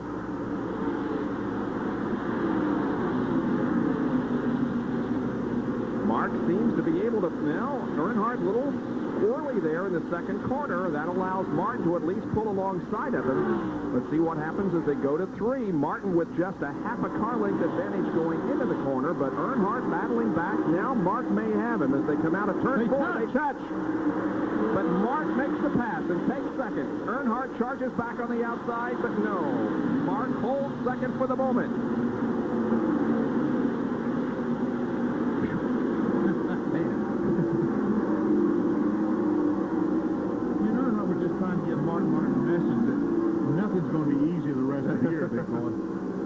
Now he lengthens the advantage just a little bit.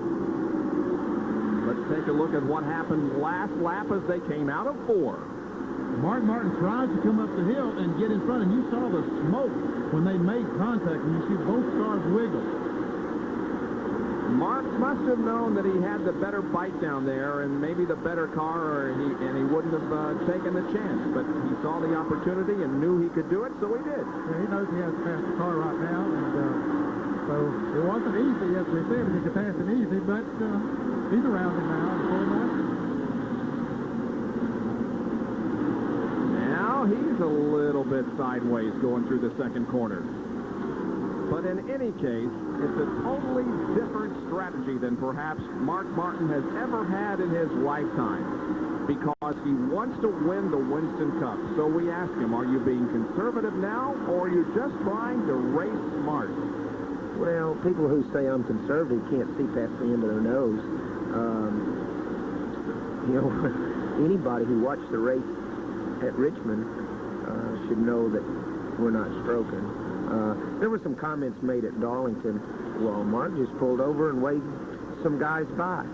Well, people just don't realize that I was almost crashing every inch of 500 miles.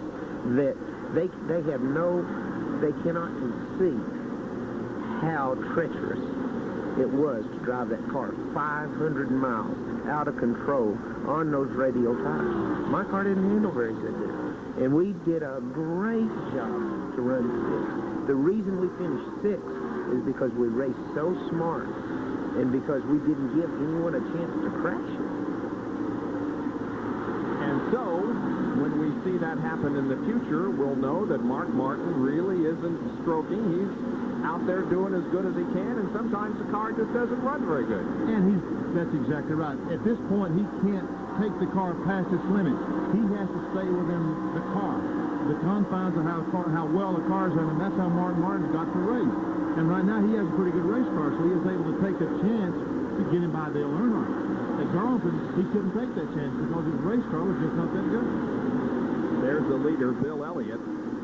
Fellas, we should establish the fact that Ernie Irvan has gone back in the race. He has been running slow out there. He just made a pit stop again, came in, but he has been out there getting a few laps. And there's our in-car camera being carried by Ernie Irvan. He's very slow on the racetrack down on the inside, not competitive. The hood is missing from the front of that car.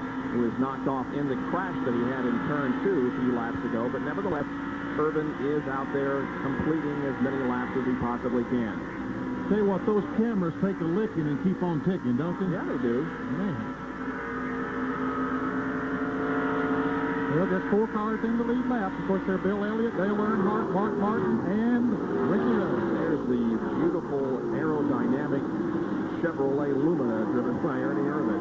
A box is more aerodynamic than that car. That an open wheel car or a closed wheel car? We're looking at Greg Sachs, the Ultra Slim Fast Chevrolet up in front of Ernie. Running in fifth place is Kyle Petty in the Pecan Prix Pontiac. Lap down. Third and sixth. How did Greg Sachs and the 2 car, Jim Sauter? A lot of smoke coming from that car. There was mention earlier in the broadcast about some possible grease dripping from that car. You can see a little bit of black on the back bumper. But now, Jim Sauter pulls the DK Ulrich-owned car into the garage area. And so, scratch another car off the list, those out there in competition. They're being led by Bill Elliott, who was the pole sitter of this race in the Coors Selling Ford. We'll be right back after this. Ricky Rudd, who was the 4th car on the lead lap, the 4th and final car on the lead lap, has dropped off the pace dramatically. He is running at the bottom of the racetrack. John, what's the story? Bob, it's a serious overheating problem. Ricky had radioed in a few laps ago. The water temperature all the way up over 280 degrees. They thought it might be a faulty gauge, but no, the oil temperature also going up over 230. The crew has some radiator fixer, that quick fix stuff that you put into the radiator, and they've taken all the tools and headed for the garage area. Ricky is just out there running the lap until they get to the garage area and get set for him to make a stop to fix the car. And in fact, they have radioed Ricky and told him to come in to the pit and to the garage area on the next time by. Well, let's see if he does. He's in between turns 3 and 4. Yes, indeed. He's down off the banking, the 24-degree banking here at Dover, and headed down pit road to the garage area where the crew will try to correct the overheating problem. You know, Bob, he has had a good run of finishes going. He has 7 consecutive top 10 finishes, including a win at Watkins Glen. But I'll tell you, it's going to be hard-pressed to get in the top 10 here today, having to pull into the garage area and see the crew, Waddell Wilson and the rest of the Levi Garrett crew, go to work on that Chevrolet. So now there are only 3 cars in the lead lap. Elliott, Dale Earnhardt, and Mark Martin. There's the leader, Elliott. Martin right behind him, and then comes Dale Earnhardt. It looks like Mark may be closing in on Bill a little. Yeah, I think he is. I think he is definitely. Since he got around Earnhardt, he is game. So he might be able to get up there and pass Elliott and get those 5 bonus points for leading the lap. And there is Dale Earnhardt. Now, the number 1 car of Terry Labonte just came in for a pit stop. He did. He just changed tires a moment ago in the Cole Oldsmobile number 1. Now, there's Harry Gant right behind Dale Earnhardt. He's one of the fastest cars on the track. Gant now has moved up to 4th place. He is a lap down, but running in 4th place. Brett Bodine is running in 5th position. Inside Brett Bodine's Quaker State Buick. This is owned by Kenny Bernstein, by the way, and Kenny was the one who really organized that benefit for Darrell Gwynn that we talked about earlier. Harry, once again, way up high on the racetrack, but as Ned had said previously, that's where he likes to run here. He won't run that high in 1 and 2 because of the cars. You see how he's in the middle of the racetrack? You just can't move up there and get in that slick stuff. But he is closing in on Dale Earnhardt. Now, this will, of course, not be a battle for position because Harry is a lap down. But I think it's pretty evident that Gant is almost as fast, if not faster, than Dale Earnhardt at the moment. And that rolling wreck that Dale Earnhardt just went by was Ernie Irvin.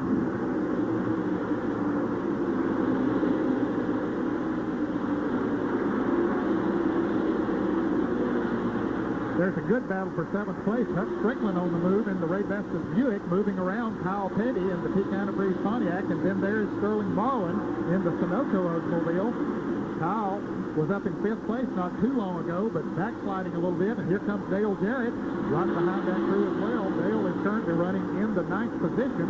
Rusty Wallace right behind Jarrett. We saw Jarrett in the pits when they put water in it during a caution period, and apparently that water has cured his problem. He's been able to run okay. 6th, 7th, 8th, 9th, and 10th right there, all in a battle for position. Well, hey, fellas, is there room for 3 wide? Well, Rusty Wallace backed off, and he said, no, I don't believe I want to try that 3 wide coming off of that turn. So Rusty just has to kind of sit there and watch those 2 get their race out of the way so he can go ahead and try to race with whoever wins that race or loses that race. Well, it looks looks like Jarrett's going to dive into the turn, and Rex is going to fall him right on in there. Kyle just moves up and says, go ahead, fellas. If you want to race that hard, we'll go at it.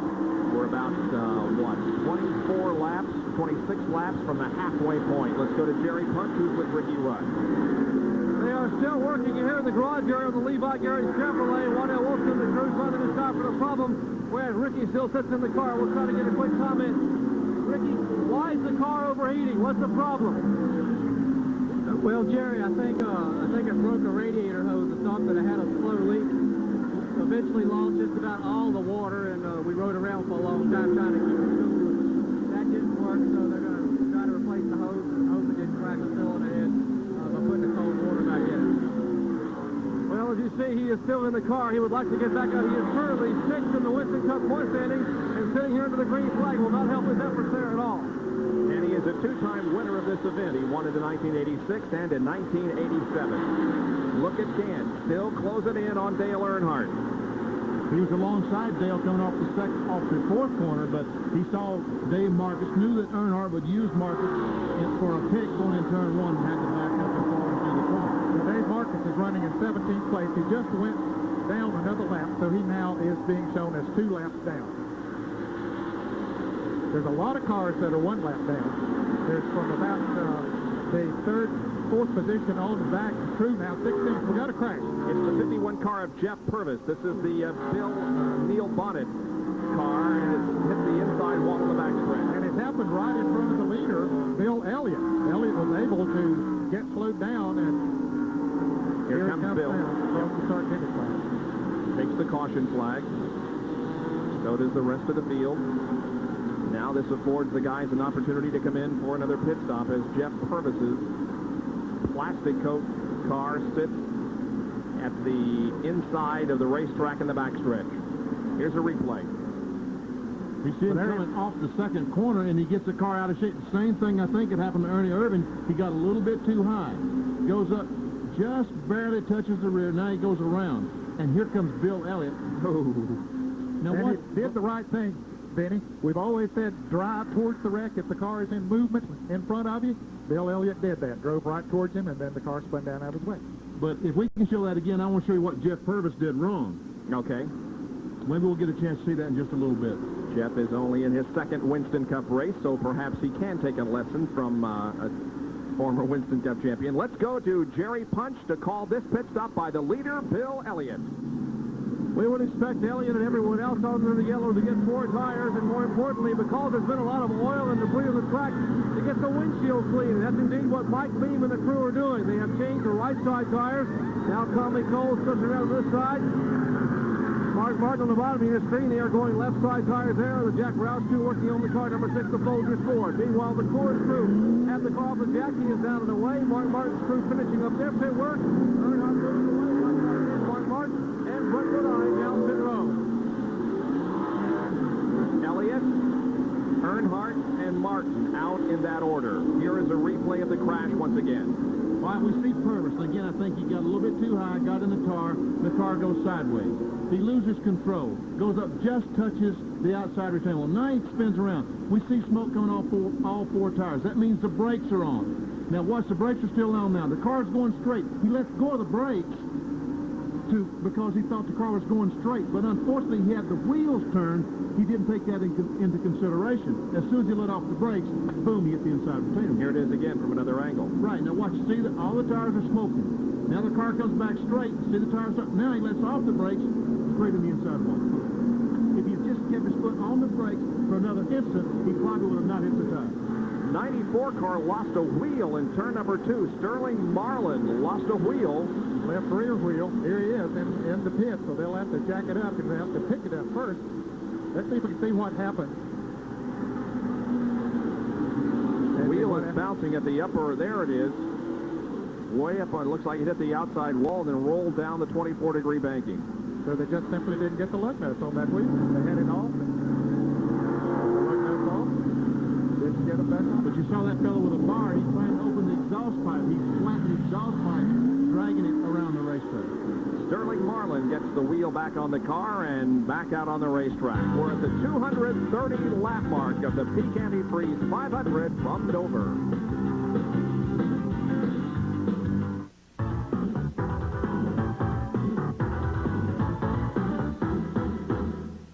This track fact is brought to you by Quaker State. The Big Q is one tough motor oil. A lot of you fans may wonder why a driver has a yellow car or a red car or a blue car, when in reality the driver and crews have little or no input in what the car looks like on the racetrack. Corporate America, along with their ad agencies, are the ones that decide what a car looks like. Let me tell you a little story here. Now, in the Kyle Petty Peak shops, this was the first car that the ad agencies came up with. This is the blue top and this bright pink bottom, so it would show up pretty well on television on the racetrack. Well, they said, well, let's change it a little bit. The next car you build for the year, let's still have the blue on top and the pink in the front, but let's add a little blue on the bottom with maybe a white accent stripe, and that'll look good. They said, no problem, we'll change it, and they did. Then they said, well, maybe if we add just a little more blue on the bottom of the car, it'll really stand out. So the guys in the shop went to work again. This is the finished part to race this year. Blue on top, pink in the front, a lot of blue on the bottom with a white stripe. So the guys in the paint shop are exhausted, but what they've got is a beautiful race car that shows up well on television. And there it is, Kyle Petty's Pete Antifreeze car number 42. I agree. Looks pretty, doesn't it? Yeah, it does. Look at this. Hi, guys. From Syracuse. Syracuse, New York. We used to do a dirt race up there in Syracuse every year at the mile track at the fairgrounds. You got some in your pocket? We wasn't up there. Well, we ESPN. Oh, I see. Nice city, Syracuse, New York. Appreciate your being here with the banner as we're just about to get set to go back to racing. You know, we were talking about how corporate America dictates what cars looks like. Remember, I'm sure within your driving career, you wouldn't drive a green race car because it was unlucky, huh? I didn't care. Here we go. Green flag is out. Race resumes. It's lap 234.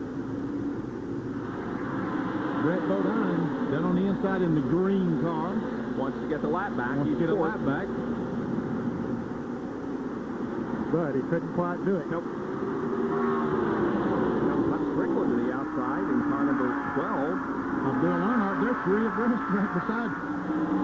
They was three abreast right beside of Brett Bodine, but Earnhardt did get the spot away from Hut Strickland. And now Mark Martin on the inside of Strickland trying to get by him. Brett Bodine between second place, Dale Earnhardt in third place, Mark Martin, and Hut Strickland in the Ray Bestis Buick number 12 runs right alongside Mark Martin. Strickland running very well, running on the corner hard. He's in fifth position at the moment. Hut Strickland is fifth.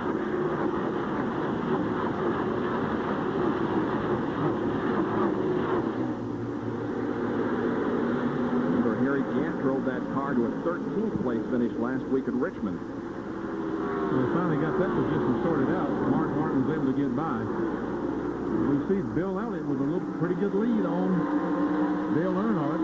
Here's Mark Martin trying to get by the Brett Bodine car, the Quaker State Buick.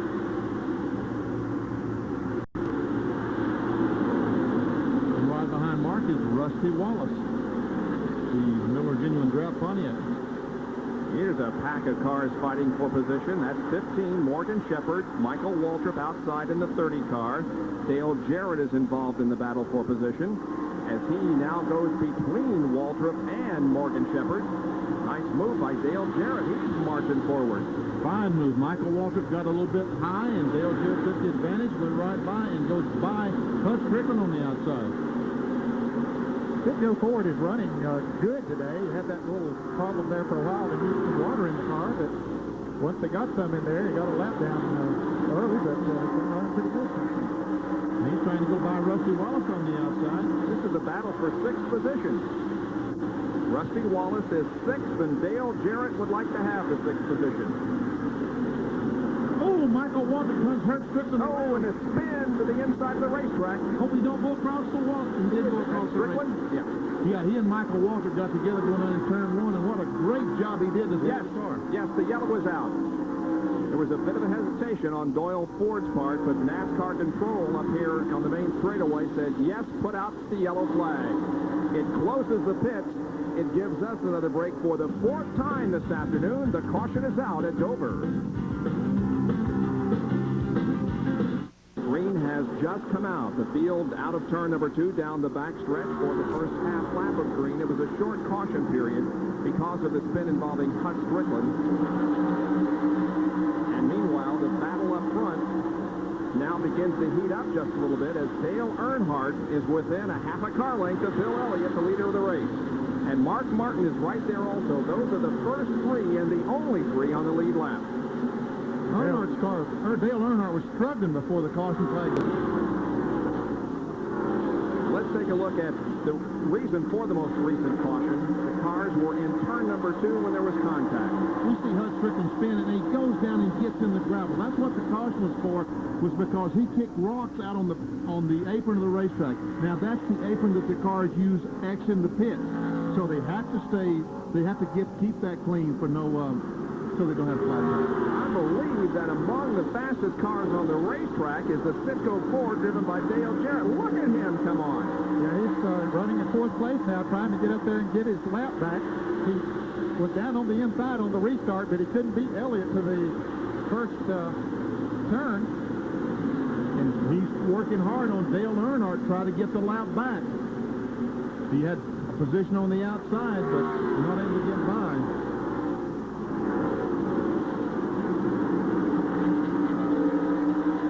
Right on the inside. Look to the inside, coming off the 4th corner. Here they come down the front stretch. Side by side. He does have that position going in the corner, and Earnhardt wisely backs off and lets Dale Jarrett go because Earnhardt wisely goes back to the inside, and he has position there. Morgan Shepherd is into the pits with some ignition problem on the Motorcraft Ford. Jarrett now once again around Dale Earnhardt, setting his sights on Bill Elliott, the leader. If he can get by him, we'll have 4 cars on the lead lap. And he could be, as we've said, the fastest car on the speedway. We'll just have to see. There's Leonard. Oh, yeah, Leonard's happy. He's enjoying the run.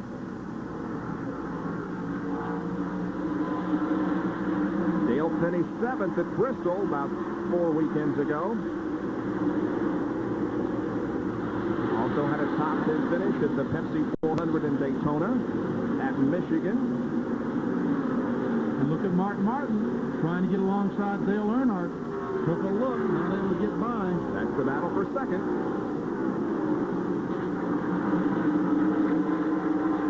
That's Jerry Huffman, who is still out there. The 09 car running slow. Dennis Schrader now beginning to flex his muscles a little bit. You see him just on the right of the screen there. He's running in 5th place. First time we've seen him on the board today. Here comes Schrader. Yeah, he has had his ups and downs, but is on an up right now, that's for sure.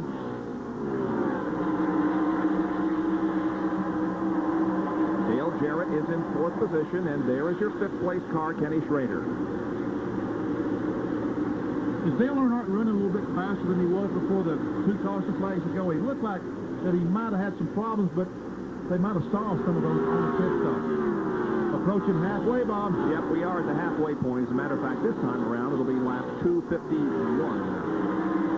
Well, Barroso in the pit, an unscheduled pit stop in the Crown Oatsmobile. We'll time a lap here by Earnhardt, and Benny, maybe we can answer your question. So we'll see if he's running a little bit faster. Like he is, because last time Mark Martin just drove by in a lap or 2, and Martin now either content to stay behind Earnhardt or not able to get you. Remember, they qualified about 25 seconds flat, so we'll see what kind of time they're running now. 26 seconds flat, and that's going to equate to 138.461 miles an hour. I did that in my head. Here comes Mark Martin to challenge Earnhardt for second. Position, but Earnhardt's going to drive it in hard, but he will drift up the hill. Maybe Martin can get back on the inside. We'll see. Boy, they sure brought the crowd to its feet. They are up and cheering. Some of them cheering for Earnhardt, some of them for Martin, and some of them for Ford, and some of them for Chevrolet. Yeah, and some of them against rather than for somebody.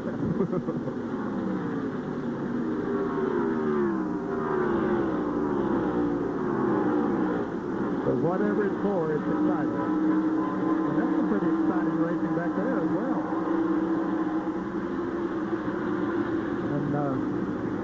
behind those drivers. Elliott opening up the advantage as these two cars battle for position. There's the average in the race record. We're about 2 miles an hour under the race record of 124.7 miles an hour. That was Set by Ricky Rudd in 1987. 7, right. I didn't even have a cheat sheet, and I knew that. I didn't either. For the Morgan Shepherd Bud Moore fans, Morgan is still in the pits with the hood up on the Motorcraft Ford. He has an ignition problem, so he has lost several laps. But here's a battle for the 5th place. About to come up, Rusty Wallace on the move now in the Miller Pontiac catching Tim Schrader. Now, not many laps to go. Wallace was in 7th place. He moved around Michael Waltrip and now has caught Schrader for the 5th place. You can see Michael Waltrip's yellow car back there behind them. Michael currently running in the 7th position, but Wallace trying to take over 5th. He wants to get his number back on the board here at Dover. The scoreboard here for the fans is basically only lists the top 5, and he'd like to see his number up there on that side. You mentioned Rob Moroso in for a pit stop. His fuel filter collapsed, and they had to replace it. And look at this. Martin once again alongside of Dale Earnhardt as they head for 1, but Dale has the advantage. A little bit of tire smoke off the number 3 car. We got 2 races going on. Martin's trying to get inside Earnhardt, and Rusty was trying to get inside Schrader. So where do you look? Well, we'll show you both of them. That's how we'll do it. Now we'll focus in on the 3 and 6 cars. I think Earnhardt is probably holding Martin up a little bit now. We saw him battle for a long time before, and once he got around him, he was able to pull away. Yep, Earnhardt slipped a little bit there in the second turn and got up a little bit high. Martin was there to take advantage. Let's see now if he can make the pass, as this battle is also really good. Now Earnhardt trying to come back on the inside. Now Martin has the preferred line on the outside, and I don't... This is the doggonest thing I've ever seen. There's no reason for us to sit here and talk about it. Just watch. Good idea. Wallace again. Rusty Wallace is on the inside. Yeah. Schrader. Let's see if he can make it stick. Not so far. Schrader moves up. Wallace comes down. They're side by side. Now Martin side by side. Which one are we going to watch? We'll watch this one. Okay, we'll go back to this one. Keeps our producer and our director busy. Now look at Dale Jarrett. He's about to get his lap back. Well, he's trying hard on Bill Elliott. There's just... and the people seated right in front of us here in the booth, we have a window looking out over the racetrack, and people are turning around and giving the thumbs up to Ned. Oh, and Martin is in trouble coming in for a pit stop. Just all of a sudden, Martin brings it off the banking. Jerry, what's going on there? Well, the crew just jumped over the wall a minute ago, and Martin's car is running when it comes in. Apparently, he must have cut a tire. The left rear tire is going down on the Folgers Ford. A flat left rear tire. They put the left front and left rear on. Steve Meal, Robin Pemberton, Austin is down and away, but a tough break for Mark Martin. It goes the left down, Jerry, as Bill Elliott went around while Martin was trying to get out of the pit. Only took him 11.6 seconds, but it was enough to drop him a lap down on the field. So now Bill Elliott and Dale Earnhardt are the only 2 cars that are on the lead lap. Dale Jarrett is right there behind Bill, trying to get back into the lead lap.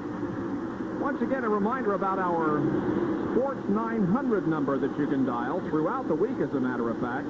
Just dial 1-900-SPORTS, and for $1.95 for the first minute and $1 for each additional minute, you can hear comments from your favorite drivers, get the latest news from the Winston Cup circuit, and the latest news regarding race results. Back after this. Glad you could join us on this Sunday afternoon from Dover Downs International Speedway in Delaware. The 23rd of 29 Winston Cup races for 1990. And at the 268 lap mark, it is the number 9 car of Bill Elliott that leads this race, with Dale Earnhardt running in second position. Those are the only 2 cars on the lead lap. Dale Jarrett there on the left of your screen behind Bill Elliott is in third position. He's a lap down. Then comes Rusty Wallace and the 25 car of Ken Schrader. You know, Bob, it's been a long time since we have seen just two cars on the lead lap. Do you know when the last time that a driver won in a lap by himself? Boy, it's been a while, I'll bet. I do not know. It was in 1987 when Kyle Petty won the World 600 in the Wood Brothers car. Over 3 years since that's happened. Yep. Timing a lap as we give you the field snapshot as you watch for your favorite driver. There's Jimmy Means passing through. Okay, there is Bill Elliott. That's the 26-second lap. And remember, we timed Dale Earnhardt just a few minutes ago, and he had a 26-second lap. You did that well, Bob. And the 26 car of Brett Bodine has a problem and drops to the low side of the racetrack. He was running in 9th position. Brett Bodine may have lost a cylinder. Yeah, it looks like he may be still running, but certainly not up to speed. That's too bad. He has dropped the cylinder on. The quicker stay good. You just have to sort of ride it out as long as that thing will keep going. He'll stay out there, right, Ned? Like Ned said, he'll stay out there just as long as he possibly can to get every point he can. We saw Alan Kowicki right behind him. He is the same situation. He's minus some cylinders, at least one, and he's like Brett Bodine, having to ride around and watch the faster cars go by. Brett Bodine 15th in the point standings, but only 49 behind Davey Allison. So a few $1,000 there up for grabs.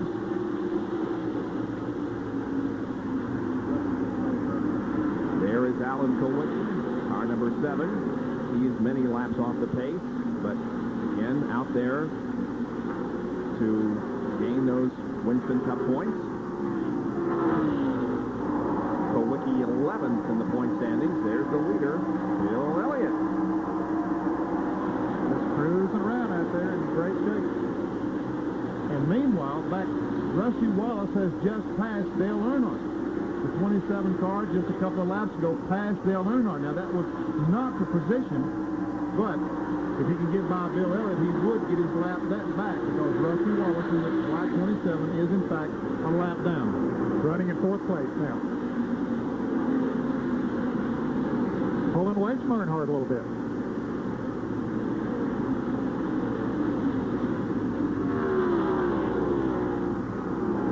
What do you think, Ned?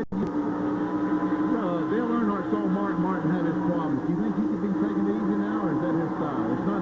I know it's not normally his style. I think they could just say, are telling him to take it easy a little bit? Well, I'm sure that he's not going to take any chances now. His car is not as fast as Bill Elliott's right now, and he knows there are only 2 cars on the lead lap, so there is no point in taking any unnecessary chances. I don't think the car is working quite as well as it did earlier when he was leading so much of this race, so I would say that he's taking it a little bit easy.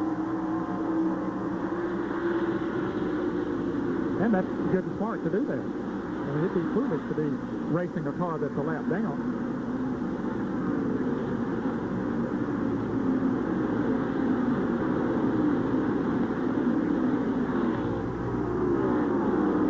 So Dale Earnhardt, 16 points behind, and the Winston Cup battle is in 2nd position to Bill Elliott.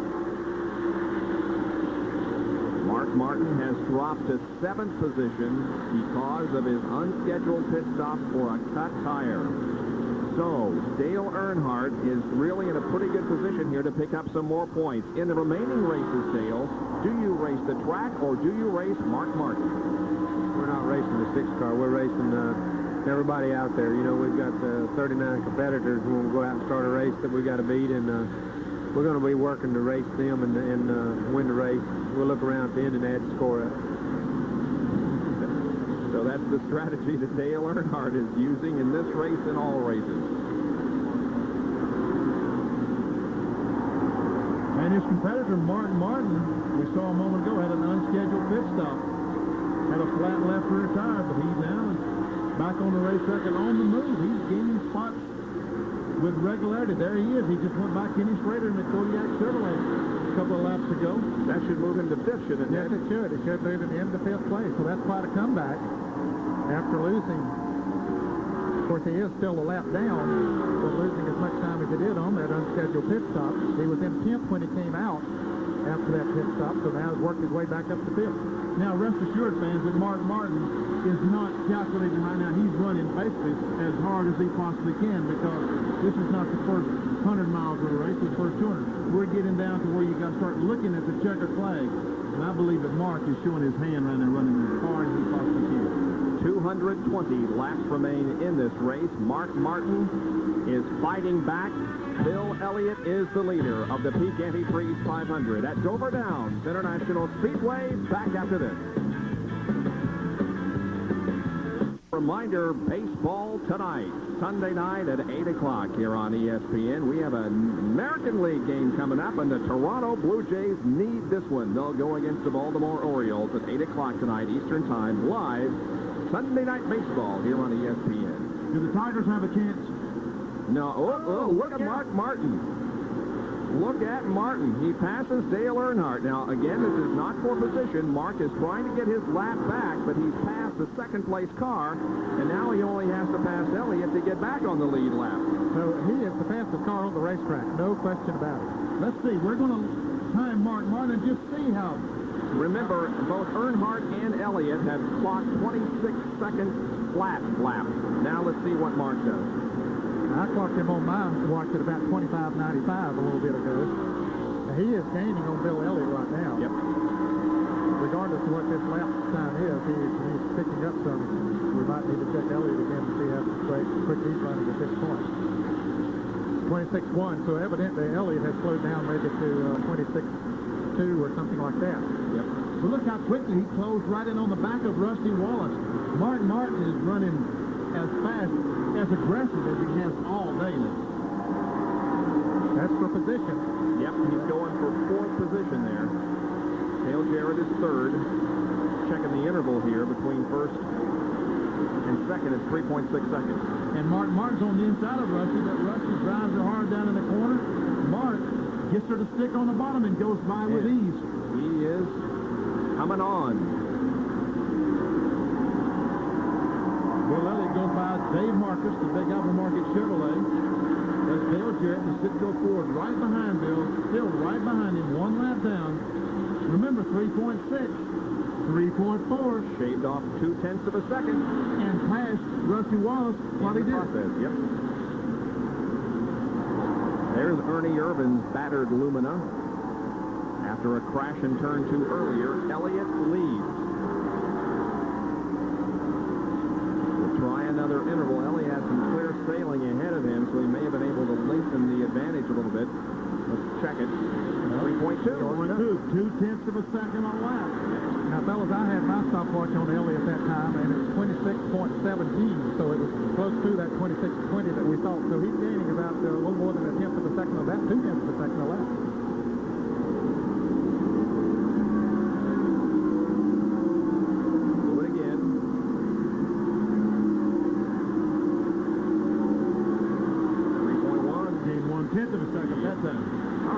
John Kernan for a comment. I'm sorry, Jerry Punch. When Mark Martin cut that left rear tire down and came down pit road, he had a problem with the handling of the car. The car was just too very tight. He couldn't get the car to turn in the corners. They put a thicker tire on the left rear, smaller than the tire they had on the right rear, therefore the stagger changed. Now the car is driving very, very well. It's driving like a dream, according to Mark. Just talking to Steve Neal, and the car, by accident, suddenly is running very, very well. Meanwhile, Earnhardt has told Gilbert his car is very tight. They changed all 4 tires on their last pit stop. There's a lot of bite in the car. They got the car too tight. So Earnhardt will have to wait and bite his time. His car's pushing bad in the turn. Yeah, there's no question that while we have been watching Mark close in on Bill Elliott, Earnhardt has been dropping back just a little. The car obviously not working quite as well as he would like for it to. That's the problem with this racetrack. You know, if it's perfect in the beginning, it's not that good at the end. If it's bad at the beginning, it could be great at the end. Here's a battle for position. That's Ken Schrader in 25, Michael Waltrip at number 30, and Davey Allison in 28. Each of these guys are racing for the spot. In fact, that is 6th, 7th, and 8th that they are racing for. Schrader running 6th, Michael Waltrip 7th, Davey Allison in 8th place. All of his cars are 1 lap down. And also 1 lap down in 9th is Harry Gant. Strickland is 10th, 1 lap down. Sterling Marlin, 11th. Kyle Pitt is 12th. So a lot of cars there that are 1 lap down. So then you're talking about the track changing. One thing that would cause it to change, when we started this race, it was overcast. Now the sun is shining, and that will make a difference. There was a prediction before this race started that there would be rain by the halfway point, but it does not appear to be rainy at all. And in fact, rain even close to it. The sun is shining at the 294 lap mark. And that's Bill Elliott, number 9, glistening in the sunshine as he leads the Peak Antifreeze 500. Just a little more than 200 more laps to go in the NASCAR Peak Antifreeze 500 from Dover Downs International Speedway in Delaware. Our Speed World coverage of this event is being brought to you by Vermont American, the power in power tool accessories. By Olympic, the family of stain products that protect your home from damage that rain can do. Olympic stops the rain. And by Quaker Steak, the Big Q is one tough motor oil. Mark Martin is now inside of Dale Jarrett and passing him. Jarrett was one of the fastest cars on the racetrack a few laps ago. Martin has passed him now, and he now has clear sailing between himself and Bill Elliott. He is definitely gaining on Bill Elliott. If this thing stays green, fellas, he'll get back in the lead lap in about 15 laps. And remember, if they have to make green flag pit stop, he's going to have a cushion there for a little while and won't have to come in. An impressive performance by Mark Martin, who had to make an unscheduled pit stop for a flat left rear tire. But he has come on with a vengeance. But as Jerry said, that making that tire change has showed them that when they opened the stagger up, that it made the car that much faster. So they know something then for the rest of the day, what to have to size their tires up and put on that car. They get back in the lead lap and catch a caution or something. He will definitely be back in the pit. That may know something that the competitors don't know. Yep.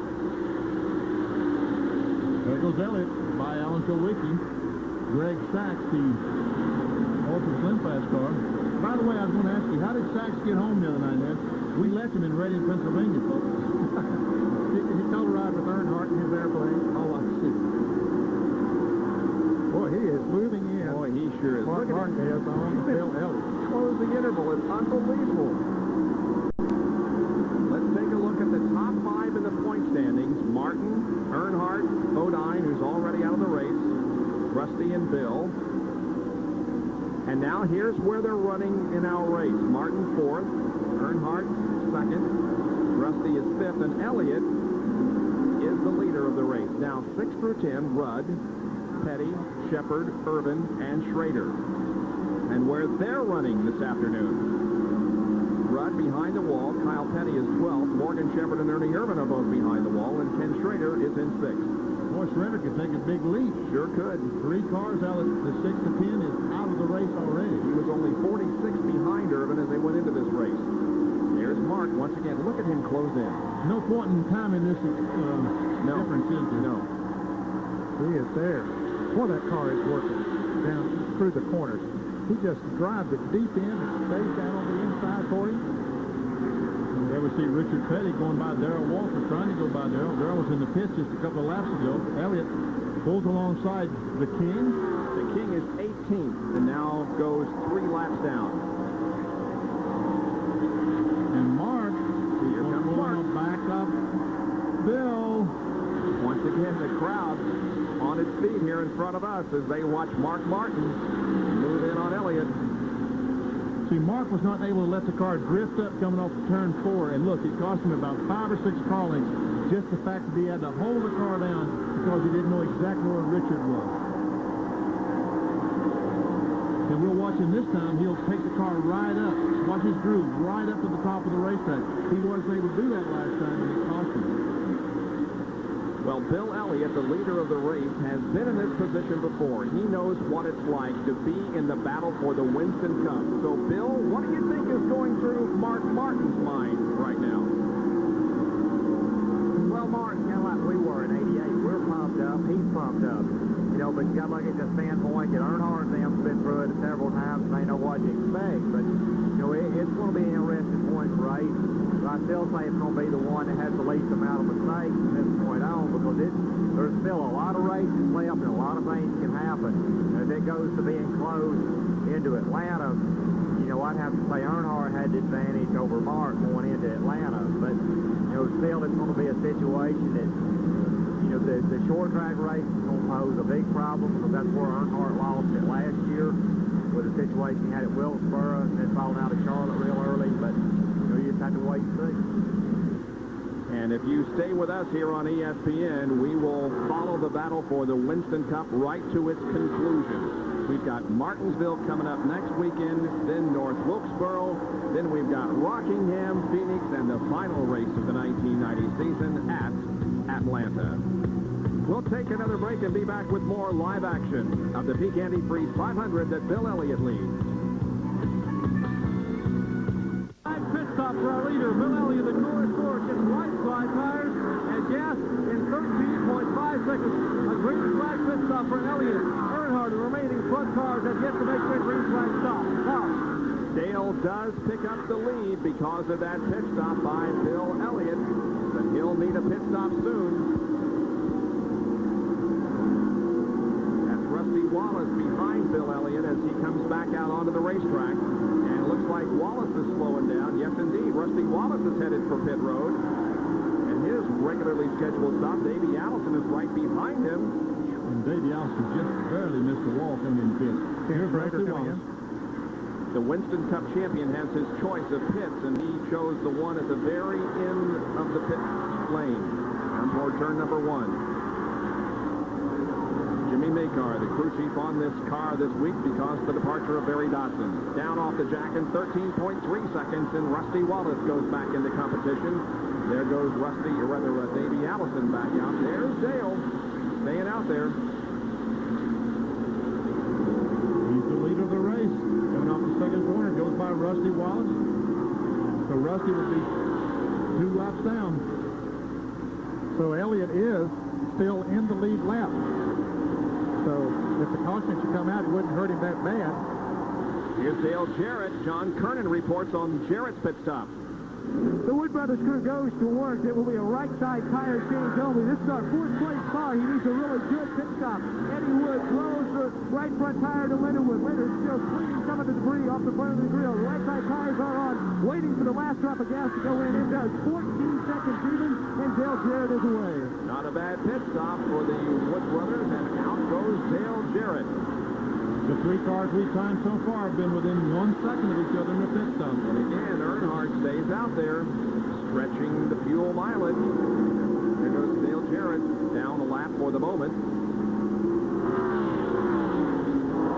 Yeah, I'll tell you one reason Earnhardt is stretching these folks, because we're 318 laps. Bill Elliott may have to make 2 pit stops to get by the rest of the day.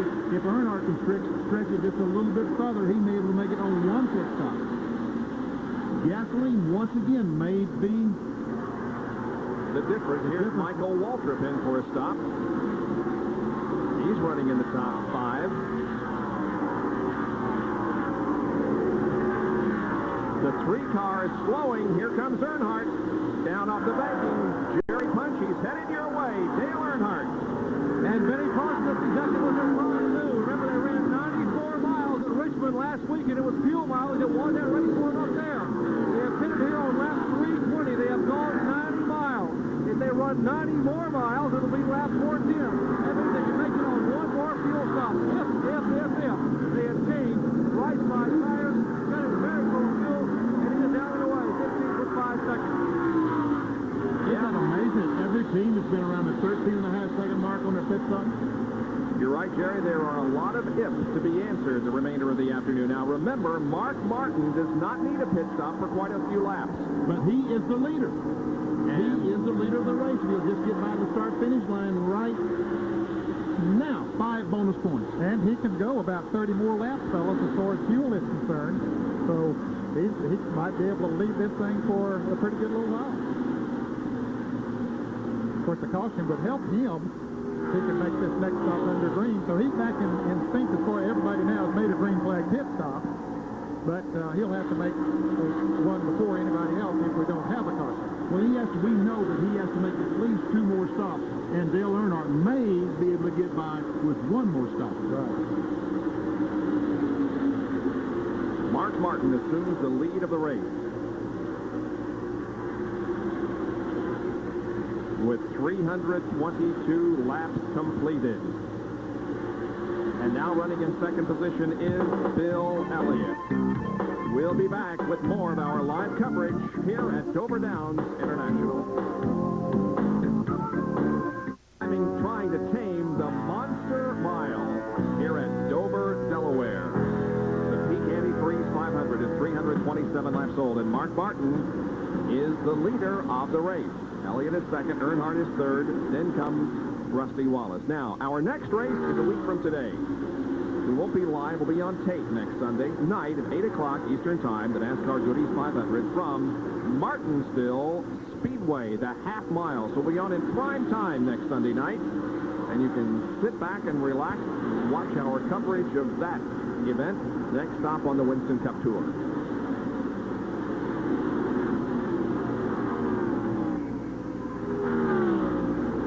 Martin running lap after lap, but he's left the pits probably in the next 10 laps. He will have to come in.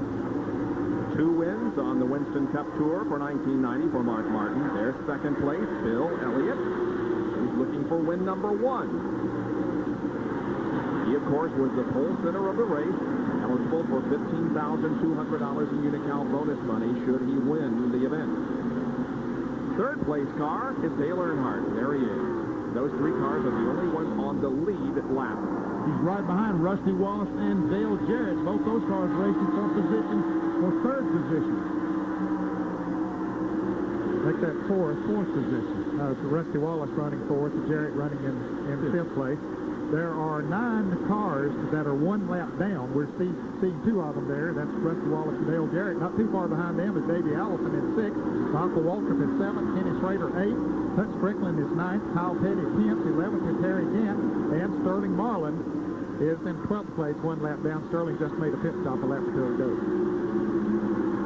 There's the 28 car, Davey Allison, 6th position. Rick Wilson in the yellow car right in front of him. There's Michael Waltrip in the Maxwell House Pontiac. He's 7th.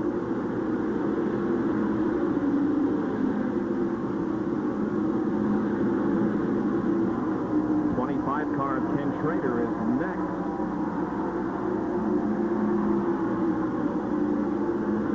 We're looking for him. He'll be there he is. Schrader at 8th.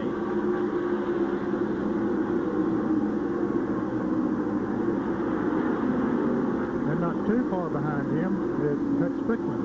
There's car number 12, and that's a battle right there for. Yep, 9th position. 9th position. Kyle Petty trying to take away 9th. He is currently in 10th. That's a Buick. The 12, the red 12 is a Buick driven by Hutch Strickland. And the 42, blue 42 is Kyle Petty, the Peak Pontiac. Hunt, of course, has never won a Winston Cup race. Okay, here's a trivia question. Who was the only driver to get his first career win here at Dover? Are you asking me? Yes, I am. Jody Redman. Yeah, well, you looked at... I did. Jody Ridley in 1981, and Kyle Petty picked up the position from Hutch Strickland. Strickland back to 10th. Kyle Petty in 9th. Here comes the 33 car of Harry Gant. He's 11th. Yeah, he pitted about a little bit before the rest of the cars and changed 4 tires. There's the 66 car, Dick Trickle. He is more than 1 lap down.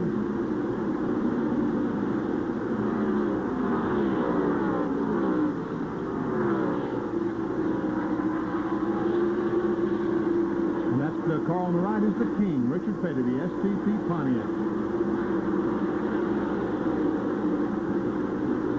You know, a lot of people can automatically tell you where King Richard Petty's 200th win came at Daytona, right? Yeah. Where was his 199th win? Right here at Dover. Very good. Yeah. Yeah, I think Dennis started before. I believe I'll give you credit. It was here at Dover. Yeah. There's Mark Martin, the lead of the race now. He's coming up on the 94 car of Sterling Marlin, who was a lap down in 12th. So Sterling stands to go 2 laps down here. Remember, that car lost a wheel not too long ago, the Sterling Marlin 94 machine. Evidently, it didn't do much damage when the wheel came off because the car's up to speed pretty well, but Mark Martin goes by down the back stretch. Whoops. I say when he tried to go by. Very good. You know, Bob, you were talking a moment ago about that win that Jody Ridley had here. It was in Junie Donlady's car, and it was the only win for Junie Donlady, and it was sponsored by Sonny King, who has been a real friend of auto racing. Sonny passed away this week, and certainly our condolences to his wife, Patty, and the rest of the family in Anniston, Alabama. Indeed, that is the case. And that win, by the way, of Jody Ridley back in 1981 was one of the very first NASCAR races that was televised on ESPN. I had the pleasure of doing that along with Dick Bergman back then, and we saw Jody Ridley win that day. Oh, Mark Martin has slowed down. What's He the almost problem? lost control. Coming up the fourth corner, was on the inside of Sterling Marlin. Got the car out of shape. Wow. Had to back off a little bit. He said Sterling's working hard to stay in that lead. I mean, Yeah, he is. going 2 laps down. Martin backed off for 2 reasons. Number 1, he had to get the car under control, and number 2, he needed to get his heart beating again. Here it is again. And you can Oh, see, yeah. back in, went around on him. Almost a carbon copy of the shot we saw earlier today when he was racing Dale Earnhardt at the checkered flag last year here. Now he gets around, but he's got a pit stop coming up, fellows, in about in less than 10 laps out there.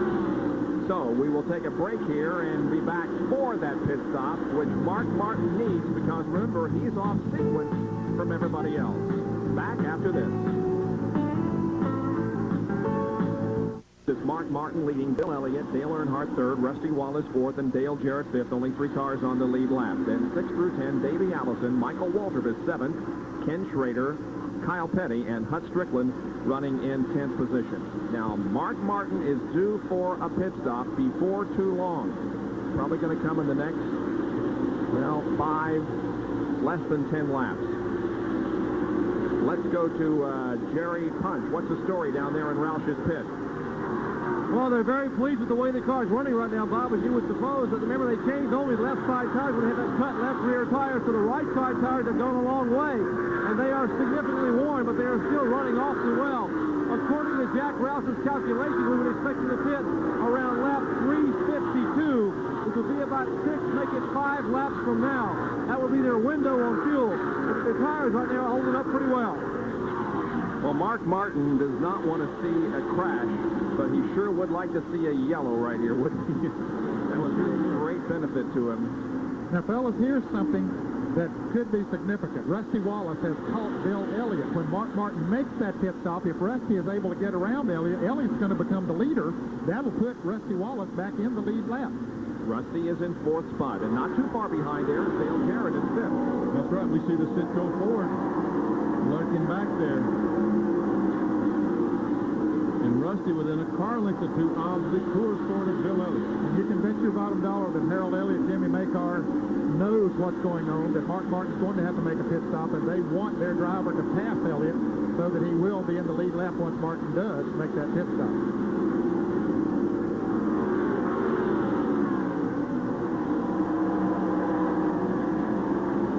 Rusty closes in on Bill on the 4th turn.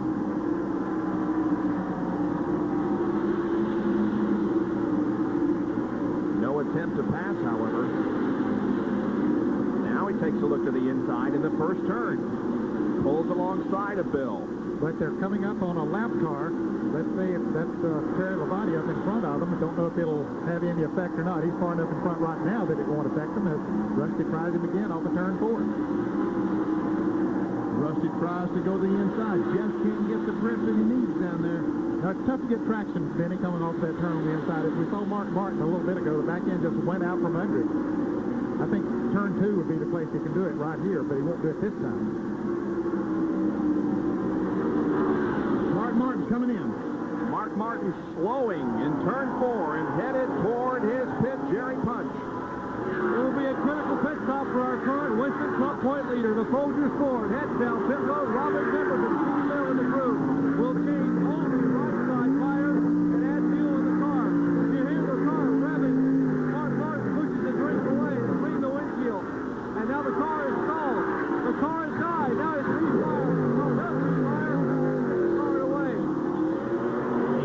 the car stalling, it only took 12 and a half seconds.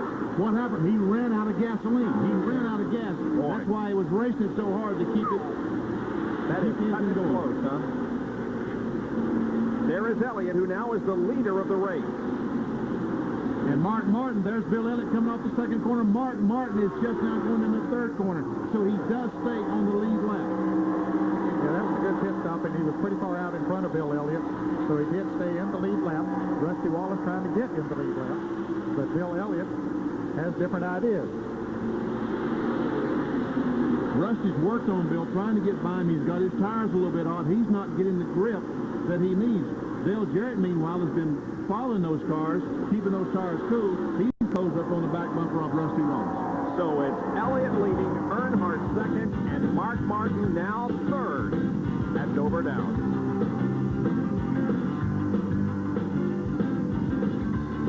Dover Downs International Speedway, Bob Jenkins, along with Benny Parsons, Ned Jarrett, John Kernan, and Dr. Jerry Punch, with now 358 out of 500 laps completed in this Peak Eddie Freeze 500.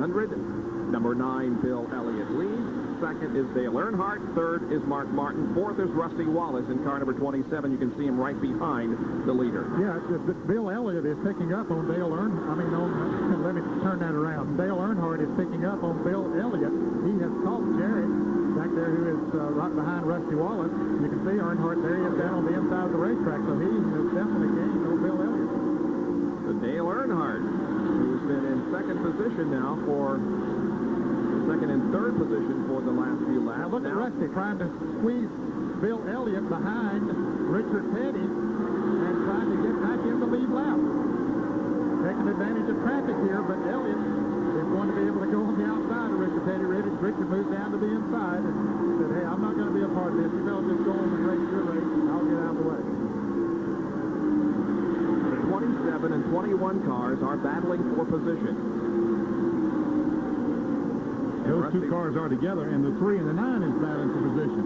They're battling for first. There's the leader, 9, 27 and 21 battling for the fourth spot. Look at Earnhardt coming. Yeah, he's on the inside of Dale Jarrett. It's a pretty good grip off turn 4, but I don't know if it's good enough.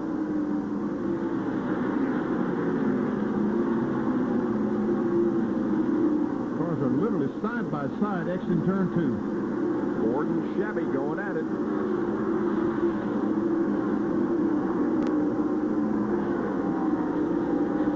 Jarrett's hanging right in there, isn't he? He is hanging in.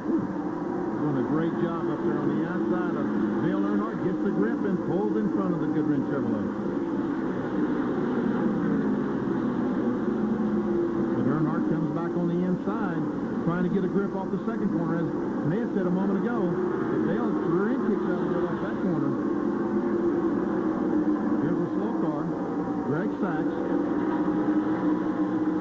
Earnhardt will try to make it 3 abreast. Well, no.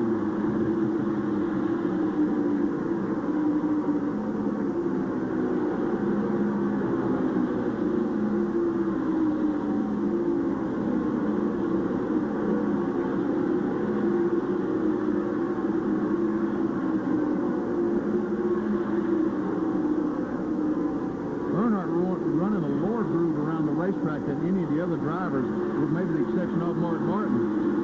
We see Jarrett, Rusty Wallace, Bill Elliott all run high on the racetrack, and Earnhardt about a car length, car width lower.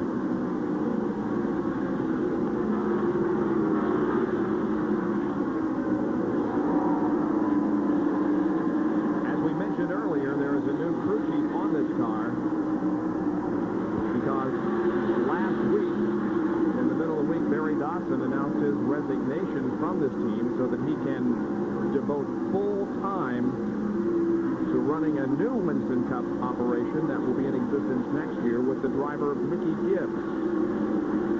Of course, we're talking about Rusty Wallace in the car number 27 that Barry Dodson was the crew chief. Three car, once again, trying to get by. They've got Jimmy Spencer in the Heinz 57 Pontiac.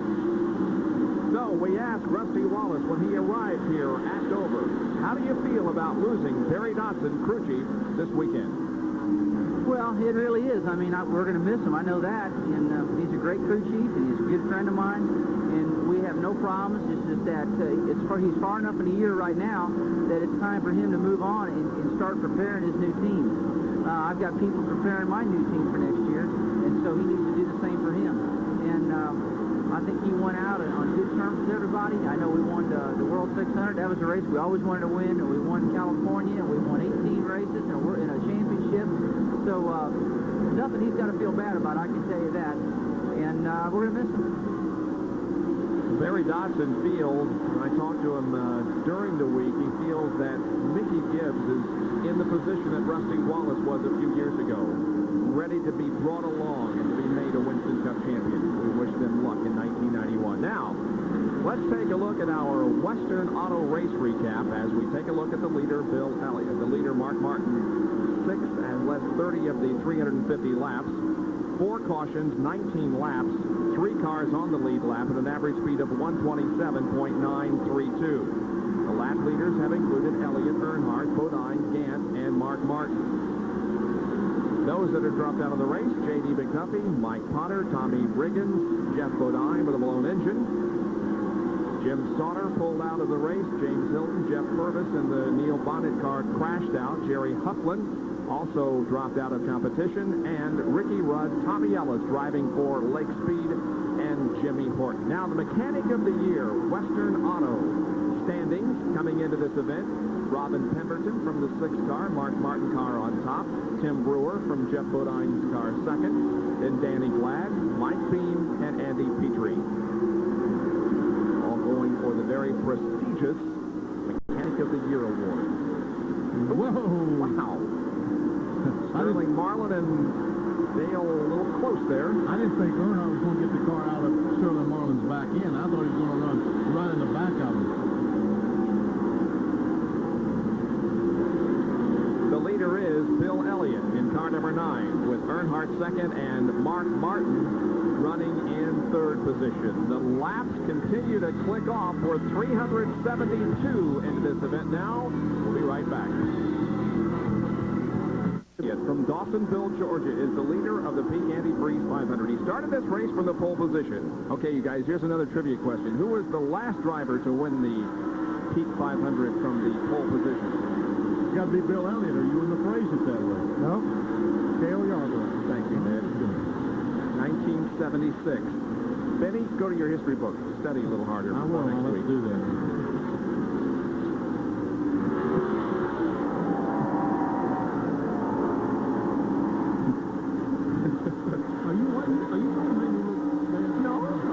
Can't subtract, so I'm trying to make you look bad too.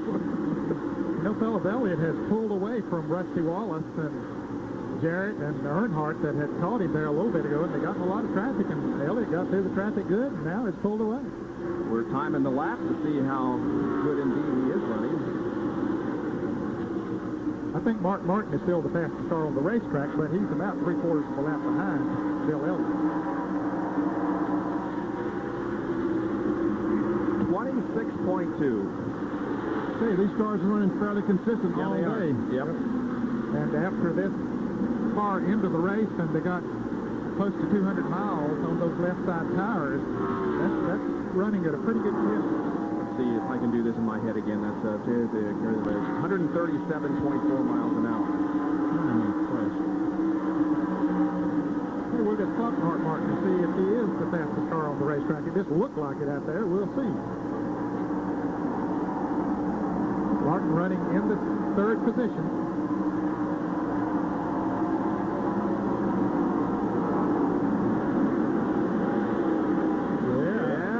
Almost a half second faster than Elliott.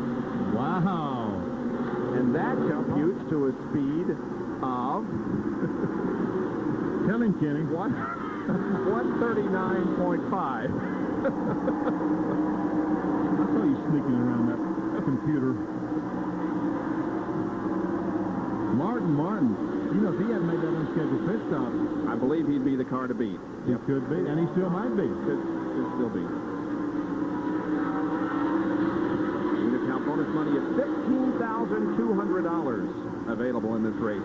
But you know, we've really had a lot of winners of that Unocal bonus this year. Kyle Petty won a whole bunch of money at Rockingham, $228,000. Then Dale won it at Talladega, and Jeff at Martinsville, and then Earnhardt won it most recently at Talladega just 2 events ago. So it's down to Darlington. So it's down to 15-2, but Bill could take that home this afternoon. And ain't that 15,200 would be the least amount won in the Unocal Challenge. Yeah, Look at that Kyle Petty. It went almost all. Rusty Wallace won it the second race in 1989, and it went to Rockingham the second race, the third race in 1990 before anyone won it. Top 20 after 383 of the 500 laps here at Dover.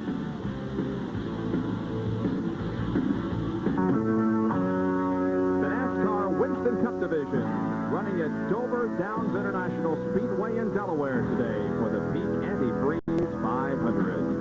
Very peaceful setting there. More noise here where we are at the racetrack. Now, tomorrow night here on ESPN at 9 o'clock Eastern Time, the Indy cars are running today at Mid-Ohio Sports Car Course. The Red Roof Ends 200. You can see tape coverage of that event tomorrow night at 9 o'clock Eastern Time here on ESPN. We're watching Bill Elliott, the leader, but meanwhile, right behind Bill, Dale Jarrett got by Rusty Wallace. And also Dale Earnhardt. So Rusty back to the 5th spot, and Earnhardt between the two cars that are a lap down. Both these cars are red and white 21, Dale Jarrett, and the black 27 are a lap down. The black 3, Dale Earnhardt, is our second place car.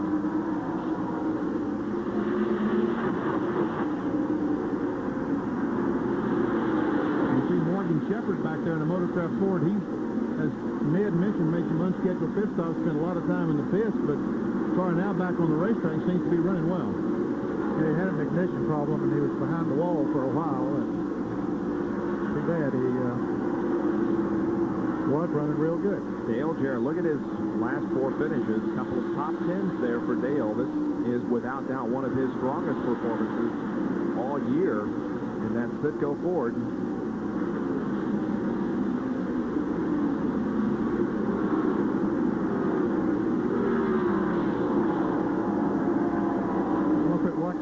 That second turn, he got awfully close to the wall there. He's running the line very similar to Mark Martin, going in turn 3, letting the car dress up higher than most coming off the 4th corner. There's Morgan Shepherd in the 15 car, the Bud Moore car. 1991 team will stay together, I guess, on the Morgan Shepherd-Bud Moore situation. Yeah, Morgan told me at the ball game Thursday night that they all would stay together again there. He just moves around Rusty Wallace. Oh, we have a car on the wall. Dick Trickle spins on the backstretch and hits the wall. Now the yellow flag comes out. Our 5th one of the day. This is going to tighten things up. Sure is. We're going to find out if Mark Martin is, in fact, the fastest car on the racetrack, because he's going to have to pass. This will allow Mark to come in and get a 4-tire change, because, remember, it's been a couple of pit stops since he changed left side tires. So the caution comes out. Right now, the pit area is closed. Pit road, Derek Cope has spun on pit road and is sideways. However, everybody was able to get in. That's Bill Elliott on the top of your screen and Dale Earnhardt on the bottom as the crews work on their, again, both out at just about the same time, but Elliott, because he's pitted further down toward turn 1, wins the race out. Mark Martin is still in the pit area as the Jack Roush crew works on it. Mark Martin was one of the last cars to come into the pits because he was so far behind the leaders when the caution flag came out. But he now completes his... Derek Cope spun on pit road, as we said, and kind of jammed things up just a little bit. Watch the top of your screen as Derek came in just a little too hot. You will see him lock up the rear tires, and around he goes. And everybody hits the brakes behind and kind of causes a bumper accordion type thing. The reason we are under this caution is because of a crash involving Dick Trickle in turn 2. There we see the red car on the outside, just about like Ernie Irvin, just loses the back end, goes up, and about like Ernie, backs in the inside retaining wall. And I think he's going to go down and make some pretty good contact for the inside retaining wall. I saw some damage to the front Yeah, pretty good damage to those. Very similar crash to Jeff Purvis's. And there is Dick Trickle and the damage that was done to the Trop-Arctic Pontiac. He was running in 14th place. But he'll continue in the race, although the car is badly damaged. Junior Johnson and everybody else looking on the P500. At Dover Downs International Speedway under caution because of an incident involving Dick Trickle on the backstretch out of turn number 2. The field now being given the signal one more lap to go. In the meantime, let's show you some Big A pit stop performance. Bill Elliott, look at the driver time, 12.2 and the crew 22.6, total 34.8. Now compare that to the performance turned in by Dale Earnhardt. Look, the driver's time is slower, 16.2, crew 18.5. Total's about the same, but there is an explanation of why the driver time was slower. Well, let's just watch. We'll watch Dale Earnhardt as he comes down pit road, and he's following the 21 car. Bill Elliott's able to just accelerate right down to his pit. See the gap? And Earnhardt had to wait for Dale Jarrett to move over to get out of his way. Then he was able to accelerate to his pit. The difference of 4 seconds. There's Derek Cope's car sideways on pit road. Just about to go back to green now. We've got just a little more than 100 laps remaining in this race. 398 when they come down, take the green flag. 102 left to go. The crowd is on its feet. Sellout crowd here at Dover. They built new stands in the second turn, and they sold every one of those. Green flag is back out. Here we go, back to racing. Rusty Wallace trying desperate to get by Bill Elliott, get his lap back. Takes a shot on the inside. No, decides to follow Bill Elliott down the back road. Again, the 3 cars that are in the lead lap. Elliott the leader, Dale Earnhardt, and Mark Martin. Rusty Wallace is in 4th position, but is a lap down.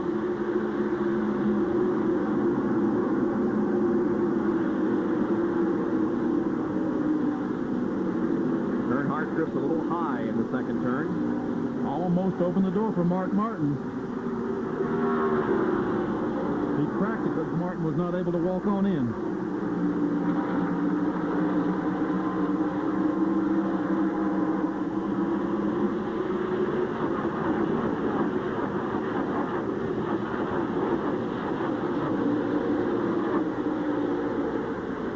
Now there's Mark Martin taking a look at Dale Earnhardt. Battle for second position.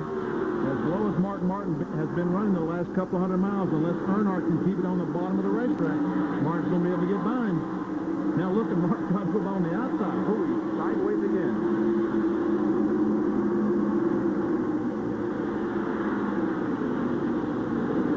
Ooh, look at the tires smoking on that 3 car. That's probably the right front tire. Looks like the 3 car picked up a push, and Mark Martin pulled alongside. Mark Martin making the bid for second position, trying to pass Dale Earnhardt. Earnhardt will have nothing of it, but look at Martin get the bite on the low groove, and Martin moves to second. Here comes Harry Gant. Gant currently being shown in the 5th position, 1 lap down. And a great battle going on behind the action up front. Kyle Petty is involved in the race with Ken Schrader, Michael Waltrip, also Hut Strickland, and Sterling Marlin. The whole world side by side, it looks like.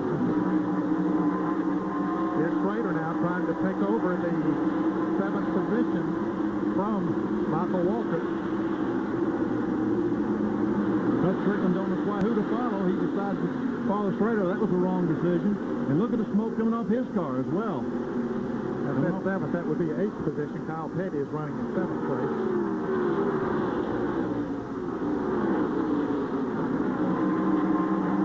Well, maybe it's even a little bit more than that. Kyle Petty is running 8th. Dale Jarrett's running 7th. I'll get him straight in a moment. Yeah, maybe I need that. Oh, we have a crash on the main straightaway. Rob Moroso into the wall. Rob Moroso hits the inside retaining wall here on the main straightaway. And Rusty Wallace is going to race Bill Elliott back to the start-finish line, but he won't be able to get back in the lead lap. Now then, do these guys stop? And can they make it the rest of the way? 95 laps to go. What do you think? I don't know. I think some of them might be able to make it. I tell you, the ones that wait until this caution flag is over and dive on pit road will have an idea that they can make it. Yep. Jerry Punch, what do you think? How many guys can make it?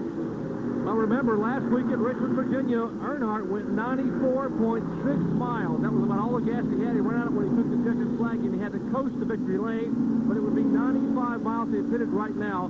And also, Earnhardt was having a serious problem. Benny, you mentioned it, you made the call. Out of turn 2, that right front tire smoking severely on the Goodrich Chevrolet. I talked to Childress a minute ago. Earnhardt said the car was so tight he couldn't turn the car in the corner. So this caution flag, a break for a number of cars. They will make an entry on the pit road and try to top their tanks off. Here's our leader, Bill Elliott.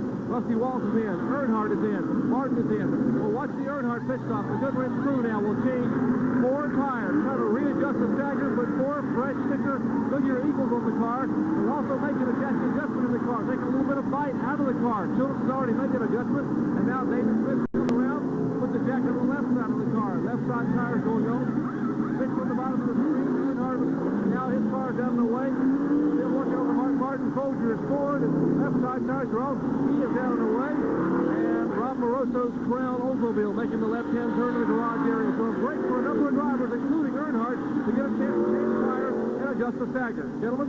They made a major adjustment on the 3-car. Yeah, it looks like they took 2 or 3 rounds of wedge out of the car, and some of these cars are so sensitive that a half round makes a difference. So that was a major adjustment. So the track crew is now here on the main straightaway, checking it over for any debris that may have been put there by Rob Moroso when he hit the inside wall. Don't forget our sports, 1-900-SPORTS-1, $1.95 for the first minute, $1 each additional minute.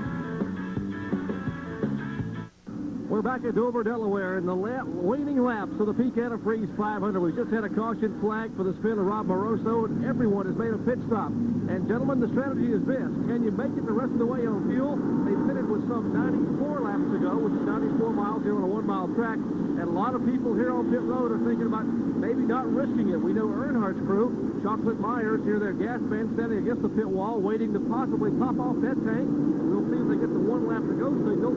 They may make an entry on the pit road. They are still waiting. We're watching the Martin crew, the Earnhardt crew, and, of course, Bill Elliott, our leader. Well, Jerry, they are going green. They got the 1 lap signal last time, and so they did not get the opportunity to come in and top off the tank. And so the green flag flies on lap 409.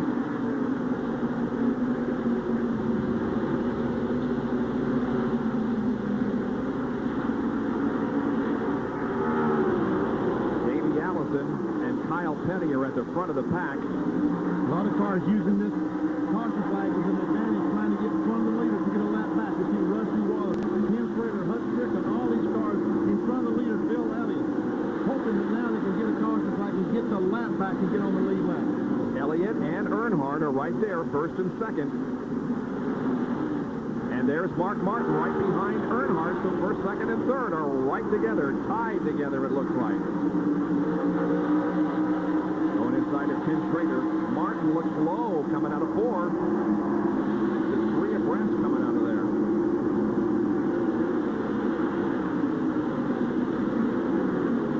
Now Schrader positions himself between Earnhardt and Martin for the moment, but here comes Mark to the inside and passes Tim Schrader.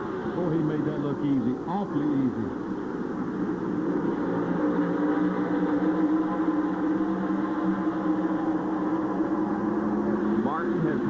Ups and downs, but the bottom line is that he has, for the most part, stayed in the lead lap. When he wasn't in the lead lap, he set out to get back in the lead lap, and he did, and he's kept the leaders in sight nearly all day. Look at Bill Elliott on the inside of Rusty Wallace, right in front of Earnhardt. There's Bill on the inside of Rusty. Rusty goes up the hill. Bill on the inside, trying to put Rusty a lap down. That's Hutch Strickland right in front of him.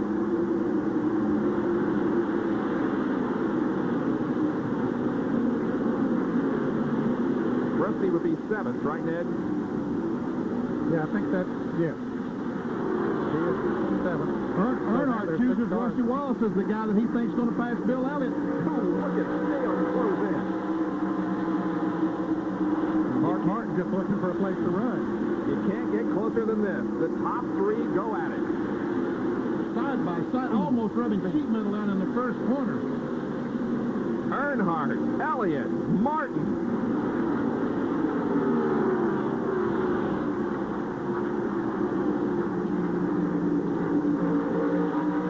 looking for second position. He's got it. For the moment, they touch coming out of 4. And they might have touched again going down in turn 1.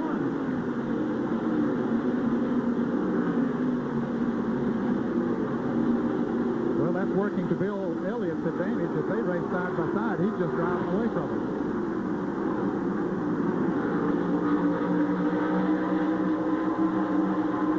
Boy, Mark Martin's car working so well in the middle of 3 and 4, in the middle of 1 and 2, on the bottom of the racetrack. But still, Earnhardt fighting so hard to keep, and he does take that second spot away from Mark Martin. Let's take a look again how they touched twice in about a half a lap. Here's the first little bump. There we see the smoke come off the tires when they rub the sheet metal. And then they boom. touch again. Going down turn 1. And anybody said Mark Martin was stroking? That's pretty aggressive driving. That is for sure. But we see the telltale smoke coming off Dale Earnhardt's car. That means that as the more laps he runs, the hotter that tire gets, and the more it wants to slide up the hill.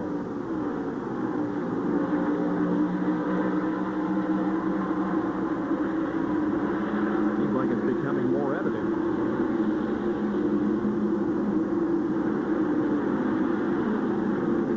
So that battle settles down now for just a little bit, although the tire smoke continues off Earnhardt's car. It is Bill Elliott in the lead as he tries to put a lap on Rusty Wallace, put him down another lap. For the moment, Rusty has been back in the lead lap, but nope, Rusty now goes a lap down as Bill passes.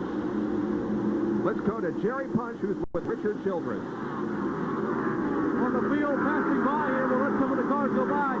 Richard, last time you made a chassis adjustment on the car, but we're still seeing a lot of smoke out of that right front tire. What's the problem? Well, the chassis is still a little too tight. You know, we're down to sticker tires, and those sticker tires are just automatically too tight. So, you know, we're going to have to go the best we can right here. You're pitted with 94 laps to go. Can you go all the way? I mean, you're thinking about bringing him back in and popping off the tank. Now, we go about 92. We may try to stick it. We'll just see where we're at.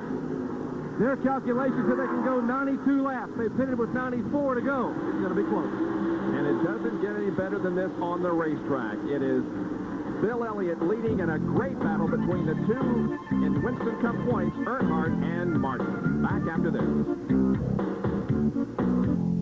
Right after our live coverage of this Peak Antifreeze 500 Winston Cup race here at Dover, live coverage of the PGA Canadian Open. That's right after the checkered flag drops here at Dover Downs next on ESPN.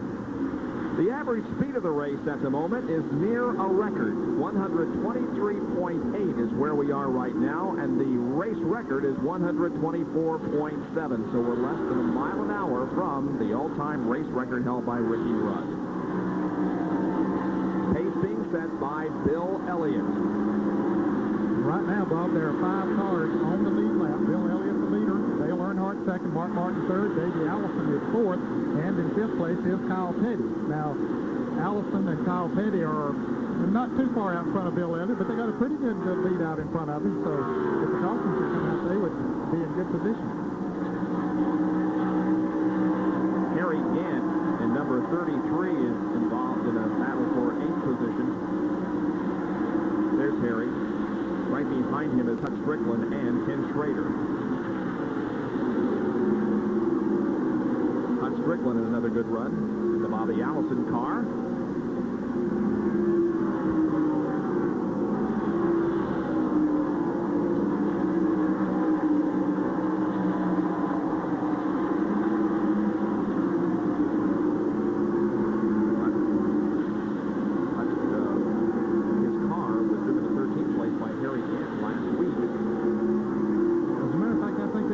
Harry 2 or 3 spots a few as well. I think the car finished about 10th, and they moved it back 3 spots for passing on the caution flag.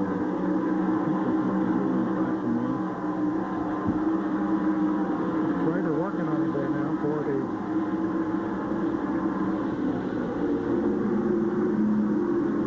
Now we could break one of these winless streaks in 1990. Bill Elliott has a 7-year streak on the line. He's won a race the last 7 years, and is leading today, so he could break that. But here's the battle for second position. Earnhardt and Mark Martin. Still trying to get, Mark Martin still trying to get by Earnhardt. You'd think that they're racing for $1 million the way they've been going after it the last 15, 20 laps. You would think this was Atlanta, and they were separated by a single point. It might be for $1 million. You never know. Might.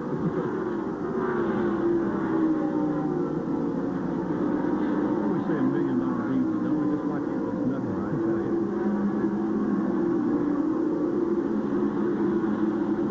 Elliott maintains the lead, though.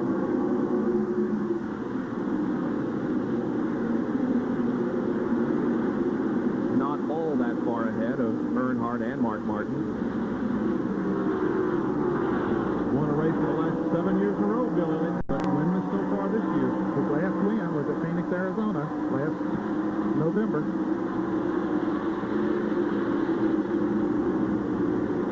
I thought that Bill Elliott would really be concerned about that. I talked to him this week, and he said, we've got a good race car team. You're going to have your ups and downs. We're in a down period right now. We will be back. Believe me, we'll be back. He is handling that as well as you could possibly handle. Inside Brett Bodine's Quaker State Buick now, as we see here again on the right in that battle for second position up front. Martin on the inside and Dale Earnhardt on the outside.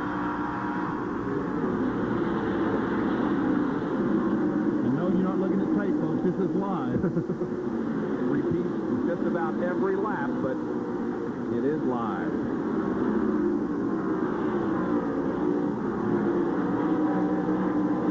Mark Martin's able to run on the lower on the racetrack than Earnhardt. The car width lower, but he still can't get by. And then I believe if he could get by, he'd be able to run off from him. Yeah, I think that now. Whoa. Let's go to John Kernan with a comment on the Kyle Petty car.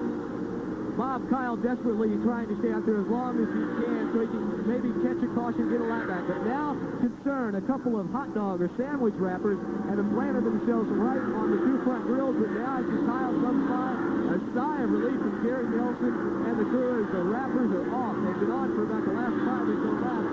And the engine temperature, the water temperature was starting to rise. So now, a lucky break as maybe a gust of wind blew those wrappers off the grill. We've noticed a lot of hot dog wrappers blowing around the racetrack, but they are gone from the Kyle Petty car. But still, this battle rages on between Earnhardt and Martin. It looks like last year and this year as well, these two guys have really put on a show. And look, Rusty Wallace trying to get back in the lead lap. Let's go to Jerry Punch, who has the comment on Bill Elliott. After the way Bill Elliott has run today, you cannot give enough credit to Mike Beam and the crew. Now, Mike Beam is the crew chief for the Coors team. They have worked so very hard trying to get a car to adapt to Bill Elliott. When Elliott won all those races back in '85, they were using a rear steer car. In the past year or two, they've been trying to work with a front steer car. They decided to go back to a banjo rear steer car, but they put front steering linkage on this car. The same car they ran at Richmond and ran so well with, they're going to run that car here. And bad news for the other competitors, the same car they tested with on last Monday at Martinsville and ran very, very well there. So it could be an omen for the rest of the year for the Bill Elliott fans. So it could be a factor next week when we go to Martinsville. We'll have that race for you next Sunday night. And Rusty Wallace gets back on the lead lap, and now there are six cars on the lead lap. Whoa, here's Martin once again. Oh, they have been going at it today. Oh.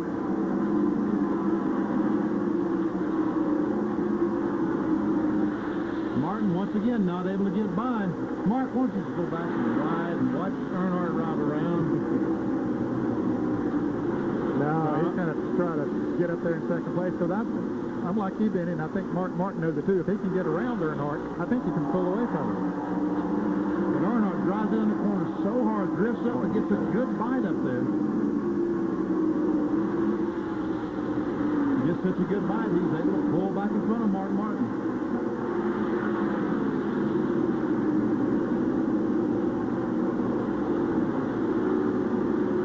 Once again, let's review the top 5 in Winston Cup points.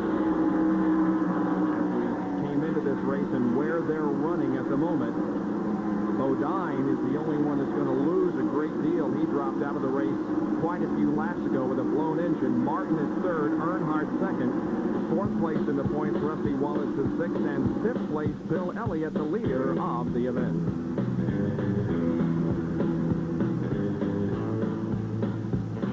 Leader Bill Elliott in the Coors Ford showing the way in the Peak Antifreeze 500 here at Dover Downs. But the real battle for position and for the dominance in Winston Cup points between Mark Martin in number 6 and Dale Earnhardt in number 3. It's the same scenario every lap. It seems like we've seen this picture 1,000 times today. And Earnhardt pulls away down the front straightaway. There's Harry Gant right behind them in the green car, number 33, the Cole Oldsmobile. Now, he is the first car that's one lap down, currently being shown in 7th place, as there are 6 cars on the lead lap now. But, now those 3 cars that are out in front of Bill Elliott are going to have to stop again, fellas. I don't think there's any question about that. They stayed out there to get that track position and hoping for a caution. That is, Davey Allison, Kyle Petty, and let's see, Rusty, did he make a stop before fuel? Just put fuel on. He did not change Okay, sides. so he might be able to go. It would run him awfully close, I think. But others back in the field, Ken Schrader and Michael Waltrip and Dale Jarrett. In fact, Jarrett and Waltrip came in just the lap before the green flag came out and kept their tanks off with the intent of going. They had 92 laps to go when they did that. Martin to the inside of Earnhardt once again. Coming off the second corner, they drift very, very, very close to each other. Martin with the advantage going into turn number 3, but as we have seen all race long, it is Earnhardt that comes back on the outside, and Harry Gant is hanging right in there with these guys. Harry Gant might be able to drive by all of them if he could just get the shot, but he can't get by those 2 cars. Mark Martin looking for his first Winston Cup championship. You know that there's got to be tremendous pressure on him. Is the pressure of the points race beginning to get to you? I don't know what else you can do. You know, we're doing all we can do. I don't feel any pressure at all. I felt a lot more pressure last year and more than that in 1988. You know, we were trying to make it as a team, and I was trying to make it and get over the hump and get into a position where I might have a chance at the Winston Cup. That's pressure. This is not bad. Well, okay. What that reminds me of is Lee Trevino talking about how can you putt for $50,000. He said, that's no problem. What's hard to do is putt for $5 when you ain't got $5. Fellas, did we ever establish the fact that, Earnhardt wiggled a little bit there, that Bobby Hamilton has gone in relief for Darrell Waltrip in the Dodge Chevrolet? I don't believe so. So for you Darrell Waltrip fans and Bobby Hamilton fans, Consider it mentioned. Yep.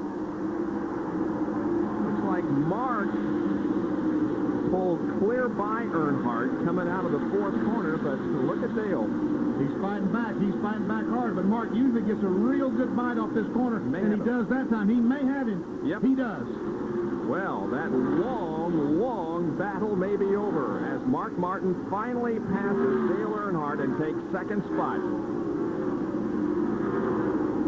Now then, he's got to catch Bill Elliott and get by him if he's going to win the race. And he's got to run about 95 miles on a tank of gas. I still think that fuel, as was the case last week, may determine who wins this race. I think they'll play a big part if there's no caution. I absolutely think that it's going to get interesting those last 5 laps, or maybe the last 2 or 3 laps. We have 49 to go. How about it, Jerry Punch? Well, guys, if you smell something burning here in the pit, it's the calculator buttons up and down pit road. That's what everybody's been doing. They're working on that fuel mileage. I have checked with Mike Beam, and they figure they'll probably have to pit with 5 laps to go if they should remain green. I have checked in the Rusty Wallace pit. They figure they'll have to pit with 6 laps to go. You heard the computers tell us they could probably go 92 laps, but that would put them running out of gas with 2 laps to go. So it's going to be very, very close. Don't go away, friends. We are far from over. We are far from determining the winner of this race, although Bill Elliott is the leader and will get the 5 extra bonus points for leading the most laps. So Bill Elliott continues to set the pace here at Dover as the race continues to wind down. We'll be right back. right. They love their racing here in Delaware, and they have turned out in record numbers to watch the NASCAR Peak Antifreeze 500 from Dover Downs International Speedway in Delaware. Welcome aboard for our Speed World coverage, which is being brought to you by Peak Antifreeze and Summer Coolant. By McDonald's. You know the one. It's McDonald's for food, folks, and fun. And by Budweiser, the king of beers. Remember, know when to say when. Bill Elliott. Awesome Bill from Dawsonville is the leader of the race, with Mark Martin second, Dale Earnhardt third, Davey Allison fourth, and Kyle Petty running in fifth position. And again, a reminder about our 900 number. Now, you can dial this anytime this week. 1-900-SPORTS-1. It will cost you $1.95 for the first minute and $1 for each additional minute. But you can hear your favorite driver talk about this race and what he's got on his mind and what he thinks about the race coming up. Plus, you can get a detailed report on the event or any other news from the world of Winston Cup racing. 1-900-SPORTS-1. You know, Mark Martin has disposed himself of Dale Earnhardt, and he just might be gaining on Bill Elliott. There's Rusty Wallace, who's in the tail end of the lead lap. There goes Bill Elliott, our leader, down in turn one. According to my stopwatch, Benny, Mark Martin is indeed gaining on Bill Elliott. Maybe it's a clip of about 1 to 2 tenths of a second to lap. This has, for the most part, been a Ford weekend. Can we explain that? All 7 Ford teams qualified in the top 13. We've got a Ford first and second. I don't know. I asked a couple of guys about it, and they said they really didn't know. 2.1 seconds between Elliott and Martin. Not long ago, when he got by Earnhardt, he was about 3.5 seconds behind. So he's got a lot of time to catch Bill Elliott, but I think both of them are going to have to stop and get just about a gallon of gasoline. Less than 38 laps to go.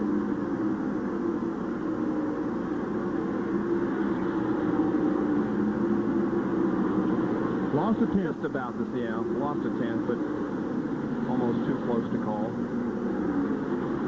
That's Greg Sachs just ahead of Mark Martin.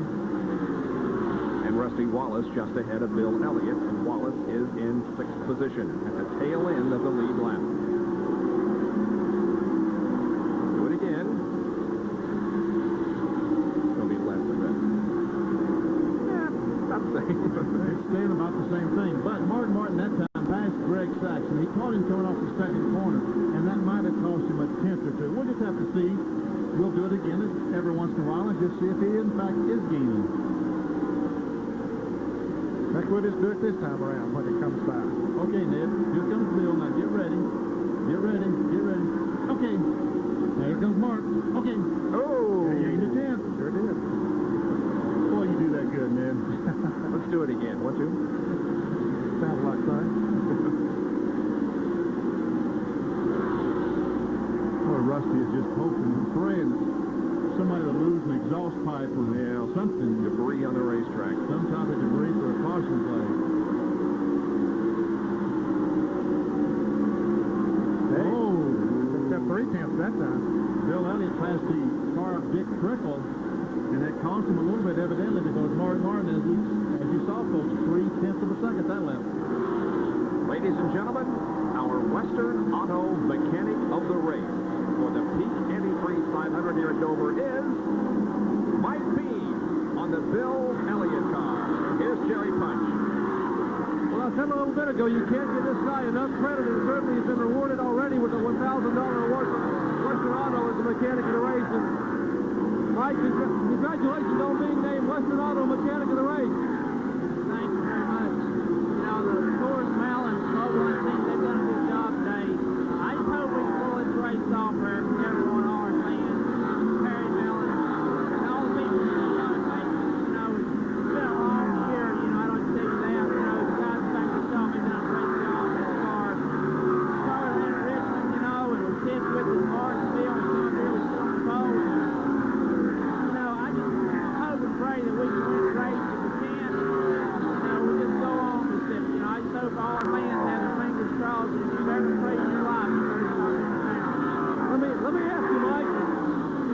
sure you probably can't make it all the way. What lap are you going to have to do the last gas and go? Whenever I think started, that means we're coming. My team here, they're trying to make that final call. It's going to be awfully, awfully close.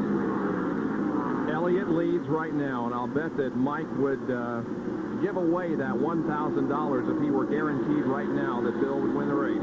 You know, isn't it, Benny? Even as good as Mike Dean has been over the years, he has been the crew chief on some cars that have run awfully fast, but he has never been the crew chief on a winning car in Western Cup competition.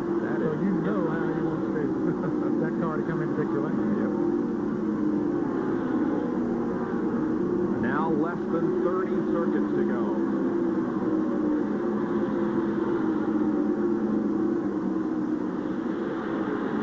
And what, in case you didn't understand exactly what Mike Dean said, I think he said, when are you going to stop?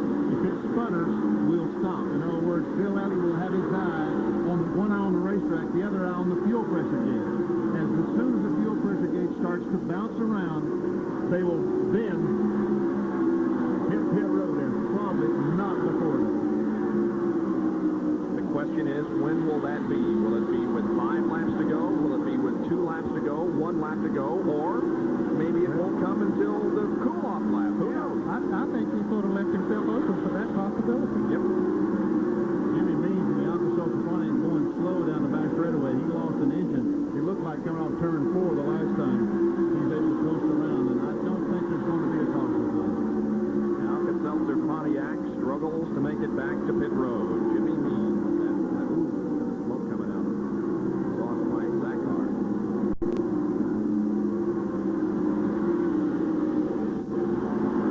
That's correct. Jimmy had the car running good today. He just Couldn't make it to the end. No. Darrell Bryant was helping a little bit in setting up the chassis of the car. Darrell works with Dave Resendez at the West Grand National Series. He'll take the Alka-Seltzer Pontiac all the way into the garage area as the green remains out on the racetrack with Bill Elliott in the lead. Mark Martin is second, and Dale Earnhardt is third with 474 laps completed. In Speed World coverage of the Peak Antifreeze 500 from Dover, Delaware continues with 22 laps to go, and Bill Elliott still in the lead over Mark Martin and Dale Earnhardt. We saw the difference a moment ago between Mark Martin and Bill Elliott was almost 2 seconds. I think it's 1 point. Oh, but hey, Ned, you ready? Yep, Let's try it again. There goes Bill. There comes Mark. Hey, 2 Lost a little bit. Yeah, he was down to 1.7 that last time, so he had lost a little bit. Elliott might have got the message and said, hey, I better go.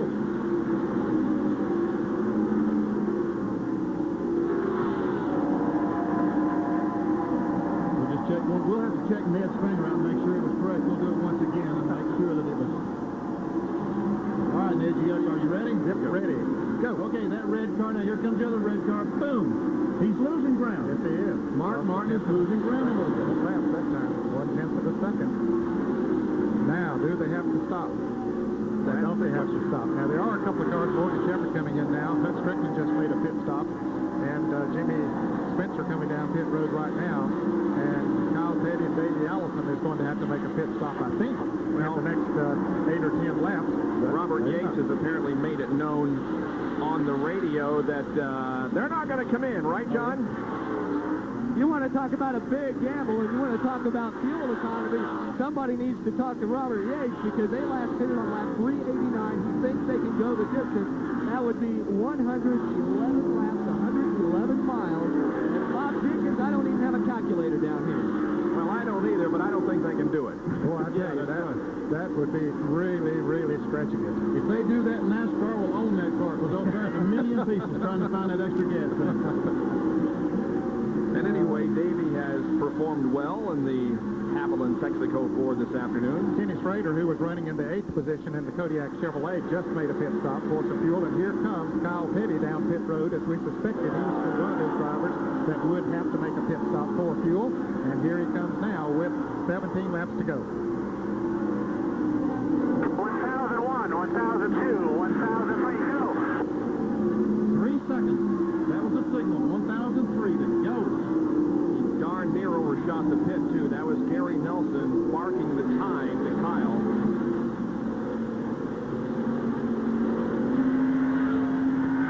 He builds up more speed. He rejoins the track on the backstretch. Now watch this. He came in a little too hot and nearly overshot the pit.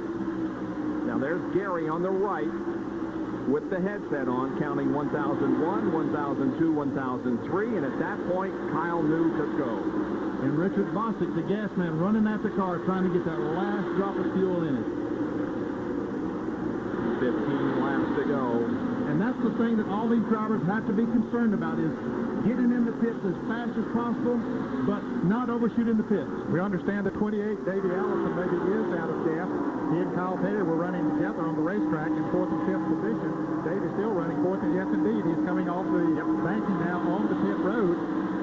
And I didn't think there was any way, Benny. I agree with you. Let's go to the pits and John Kernan, who's there to cover this stuff.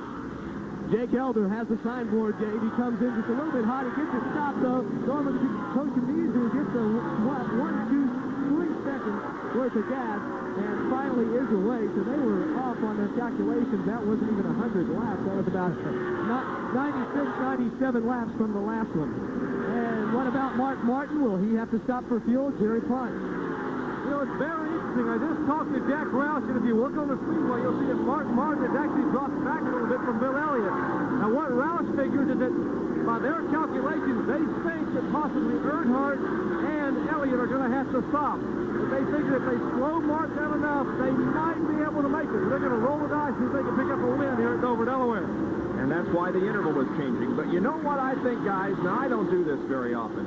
I think that Dale Earnhardt has sort of fallen back here in the 3rd position, conserving fuel. And I think he can go the distance, and I think he's going to win this race. Huh? Well, okay. I mean, you can think wherever you want to. It's incorrect, but you can think of it. Well, who do you think's going to win, though? Well, I think that Mark Martin is probably going to win because he, right now, is running a little bit higher on the racetrack. But for 50 or 60 laps, he ran lower than anyone else, which is a shorter distance around the racetrack. He's the only guy, Bob, that may be able to make it. Okay, Ned. Well, I tell you, if either one of the three can make it, it'll be Bill Elliott. Wait a minute, where did he come from? Well, we've got 3 different opinions up here. Now, Bill did stop that last pit stop, that last caution, didn't he? Or did he stay out on the racetrack? No, he He didn't. stopped and changed tires. All right, okay. Let's go to John. What's the story there on the Davey Allison?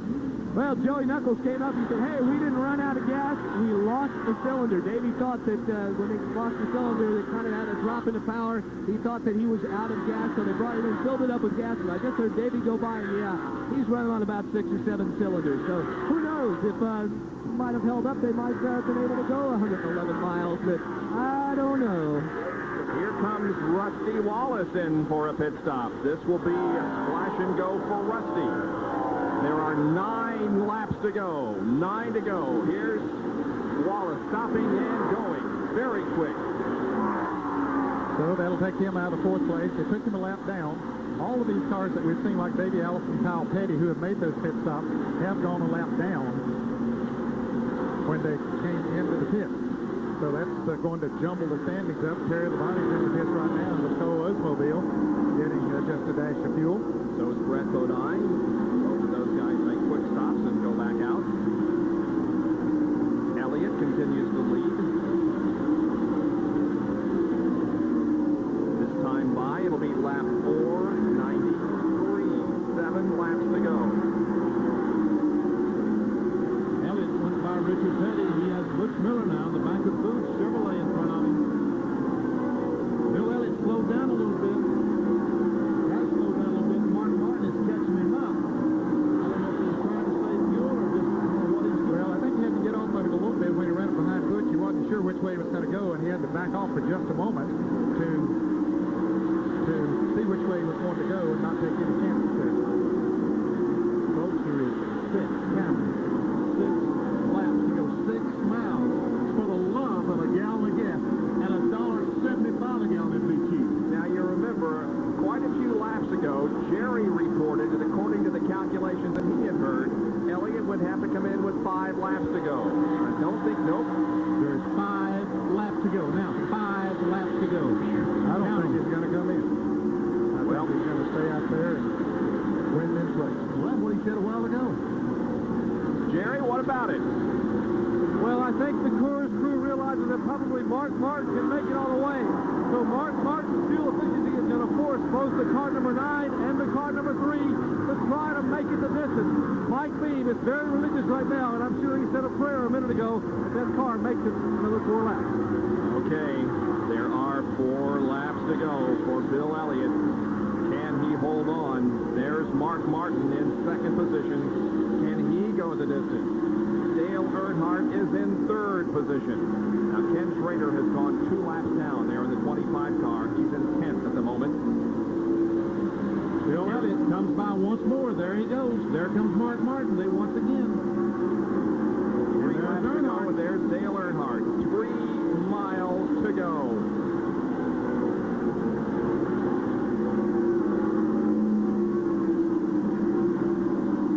Jerry, I don't know if you heard Mike Beam, but when he talked to you down there, he said he asked every Bill Elliott fan in America to play for him to have enough gasoline. He comes off the 4th corner. There are 2 laps to go. 2 miles isn't very long, but for Bill Elliott, it seems like it's probably 200. Now with 1.5 miles to go as he passes the halfway point down the backstretch. Still on the gas. There are the members of the Mark Martin, Steve Neal and Jack Roush. Here's the white flag for Bill Elliott. 1 more lap to go. Elliott still leads. Martin is still second. Earnhardt still third.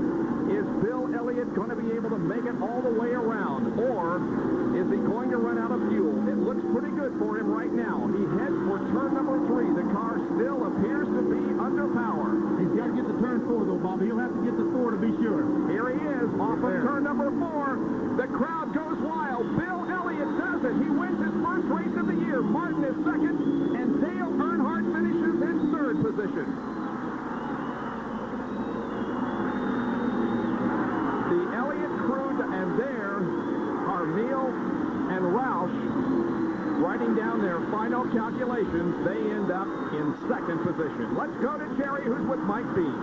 They are hugging and cheering. Mike, congratulations, my friend. Thank you very much. I tell you, that Coors Melon Oval in Thunderbird was great. You know, I got to thank all of the guys at the shop, JW, and PC, and Glenn, especially Phil and Melvin in the body shop. Mike told, you know, I want to name all of them. You know, Butch Reagan, you know, Ernie's guys in the motor room, they done a great job. You know, and Banjo Matthews, this is a new car we ran to Richmond. The boys worked all night one night just to, so we can, you know, come up here with Silver Pole. I just thank the Lord that it happened here at Dover, you know, and all the fans, you know, I'm glad for all of them. And a well-deserved win. His first win as a crew chief in Winston Cup Racing. Mike Beam here takes the win at Dover Delaware. We'll be back with words from our winner, Bill Elliott, his first win of the year, after this.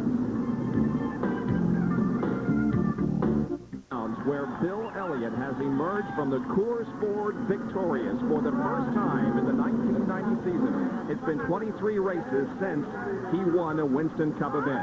He now extends his streak to 8 years, and not only does he win the race, but he wins the Unocal bonus money. Our Road Handler Winner's Circle interview with Jerry Punch. Well, appropriate here that he gets a big hug from Unocal. You just picked up the Unocal bonus money as well. But, Bill, congratulations on win number 1 for 1990.